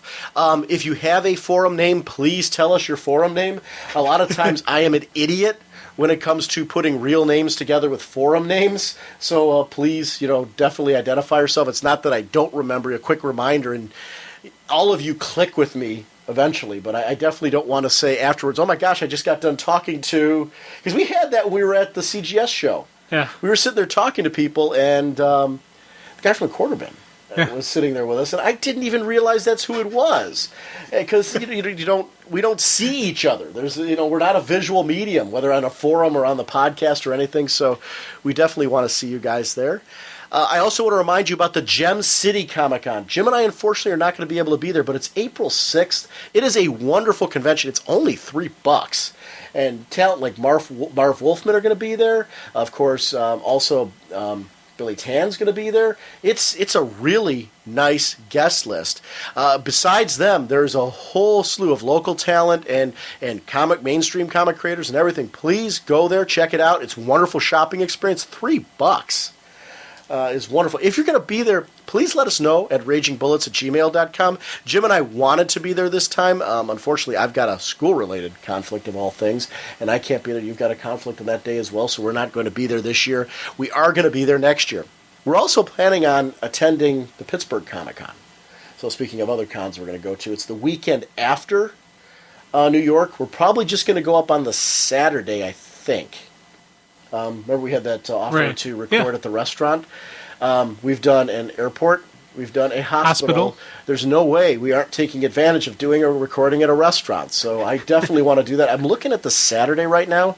I'm a little gray area because we were hoping to go to Gem City. We're focusing on New York, which is the next one that would have been after Gem City on the 18th, and then hopefully to Pittsburgh. I was hoping to make that the three-peat, but unfortunately it didn't work. The month of con. Yeah, absolutely. So, we will see you in about a week to 10 days. Bye.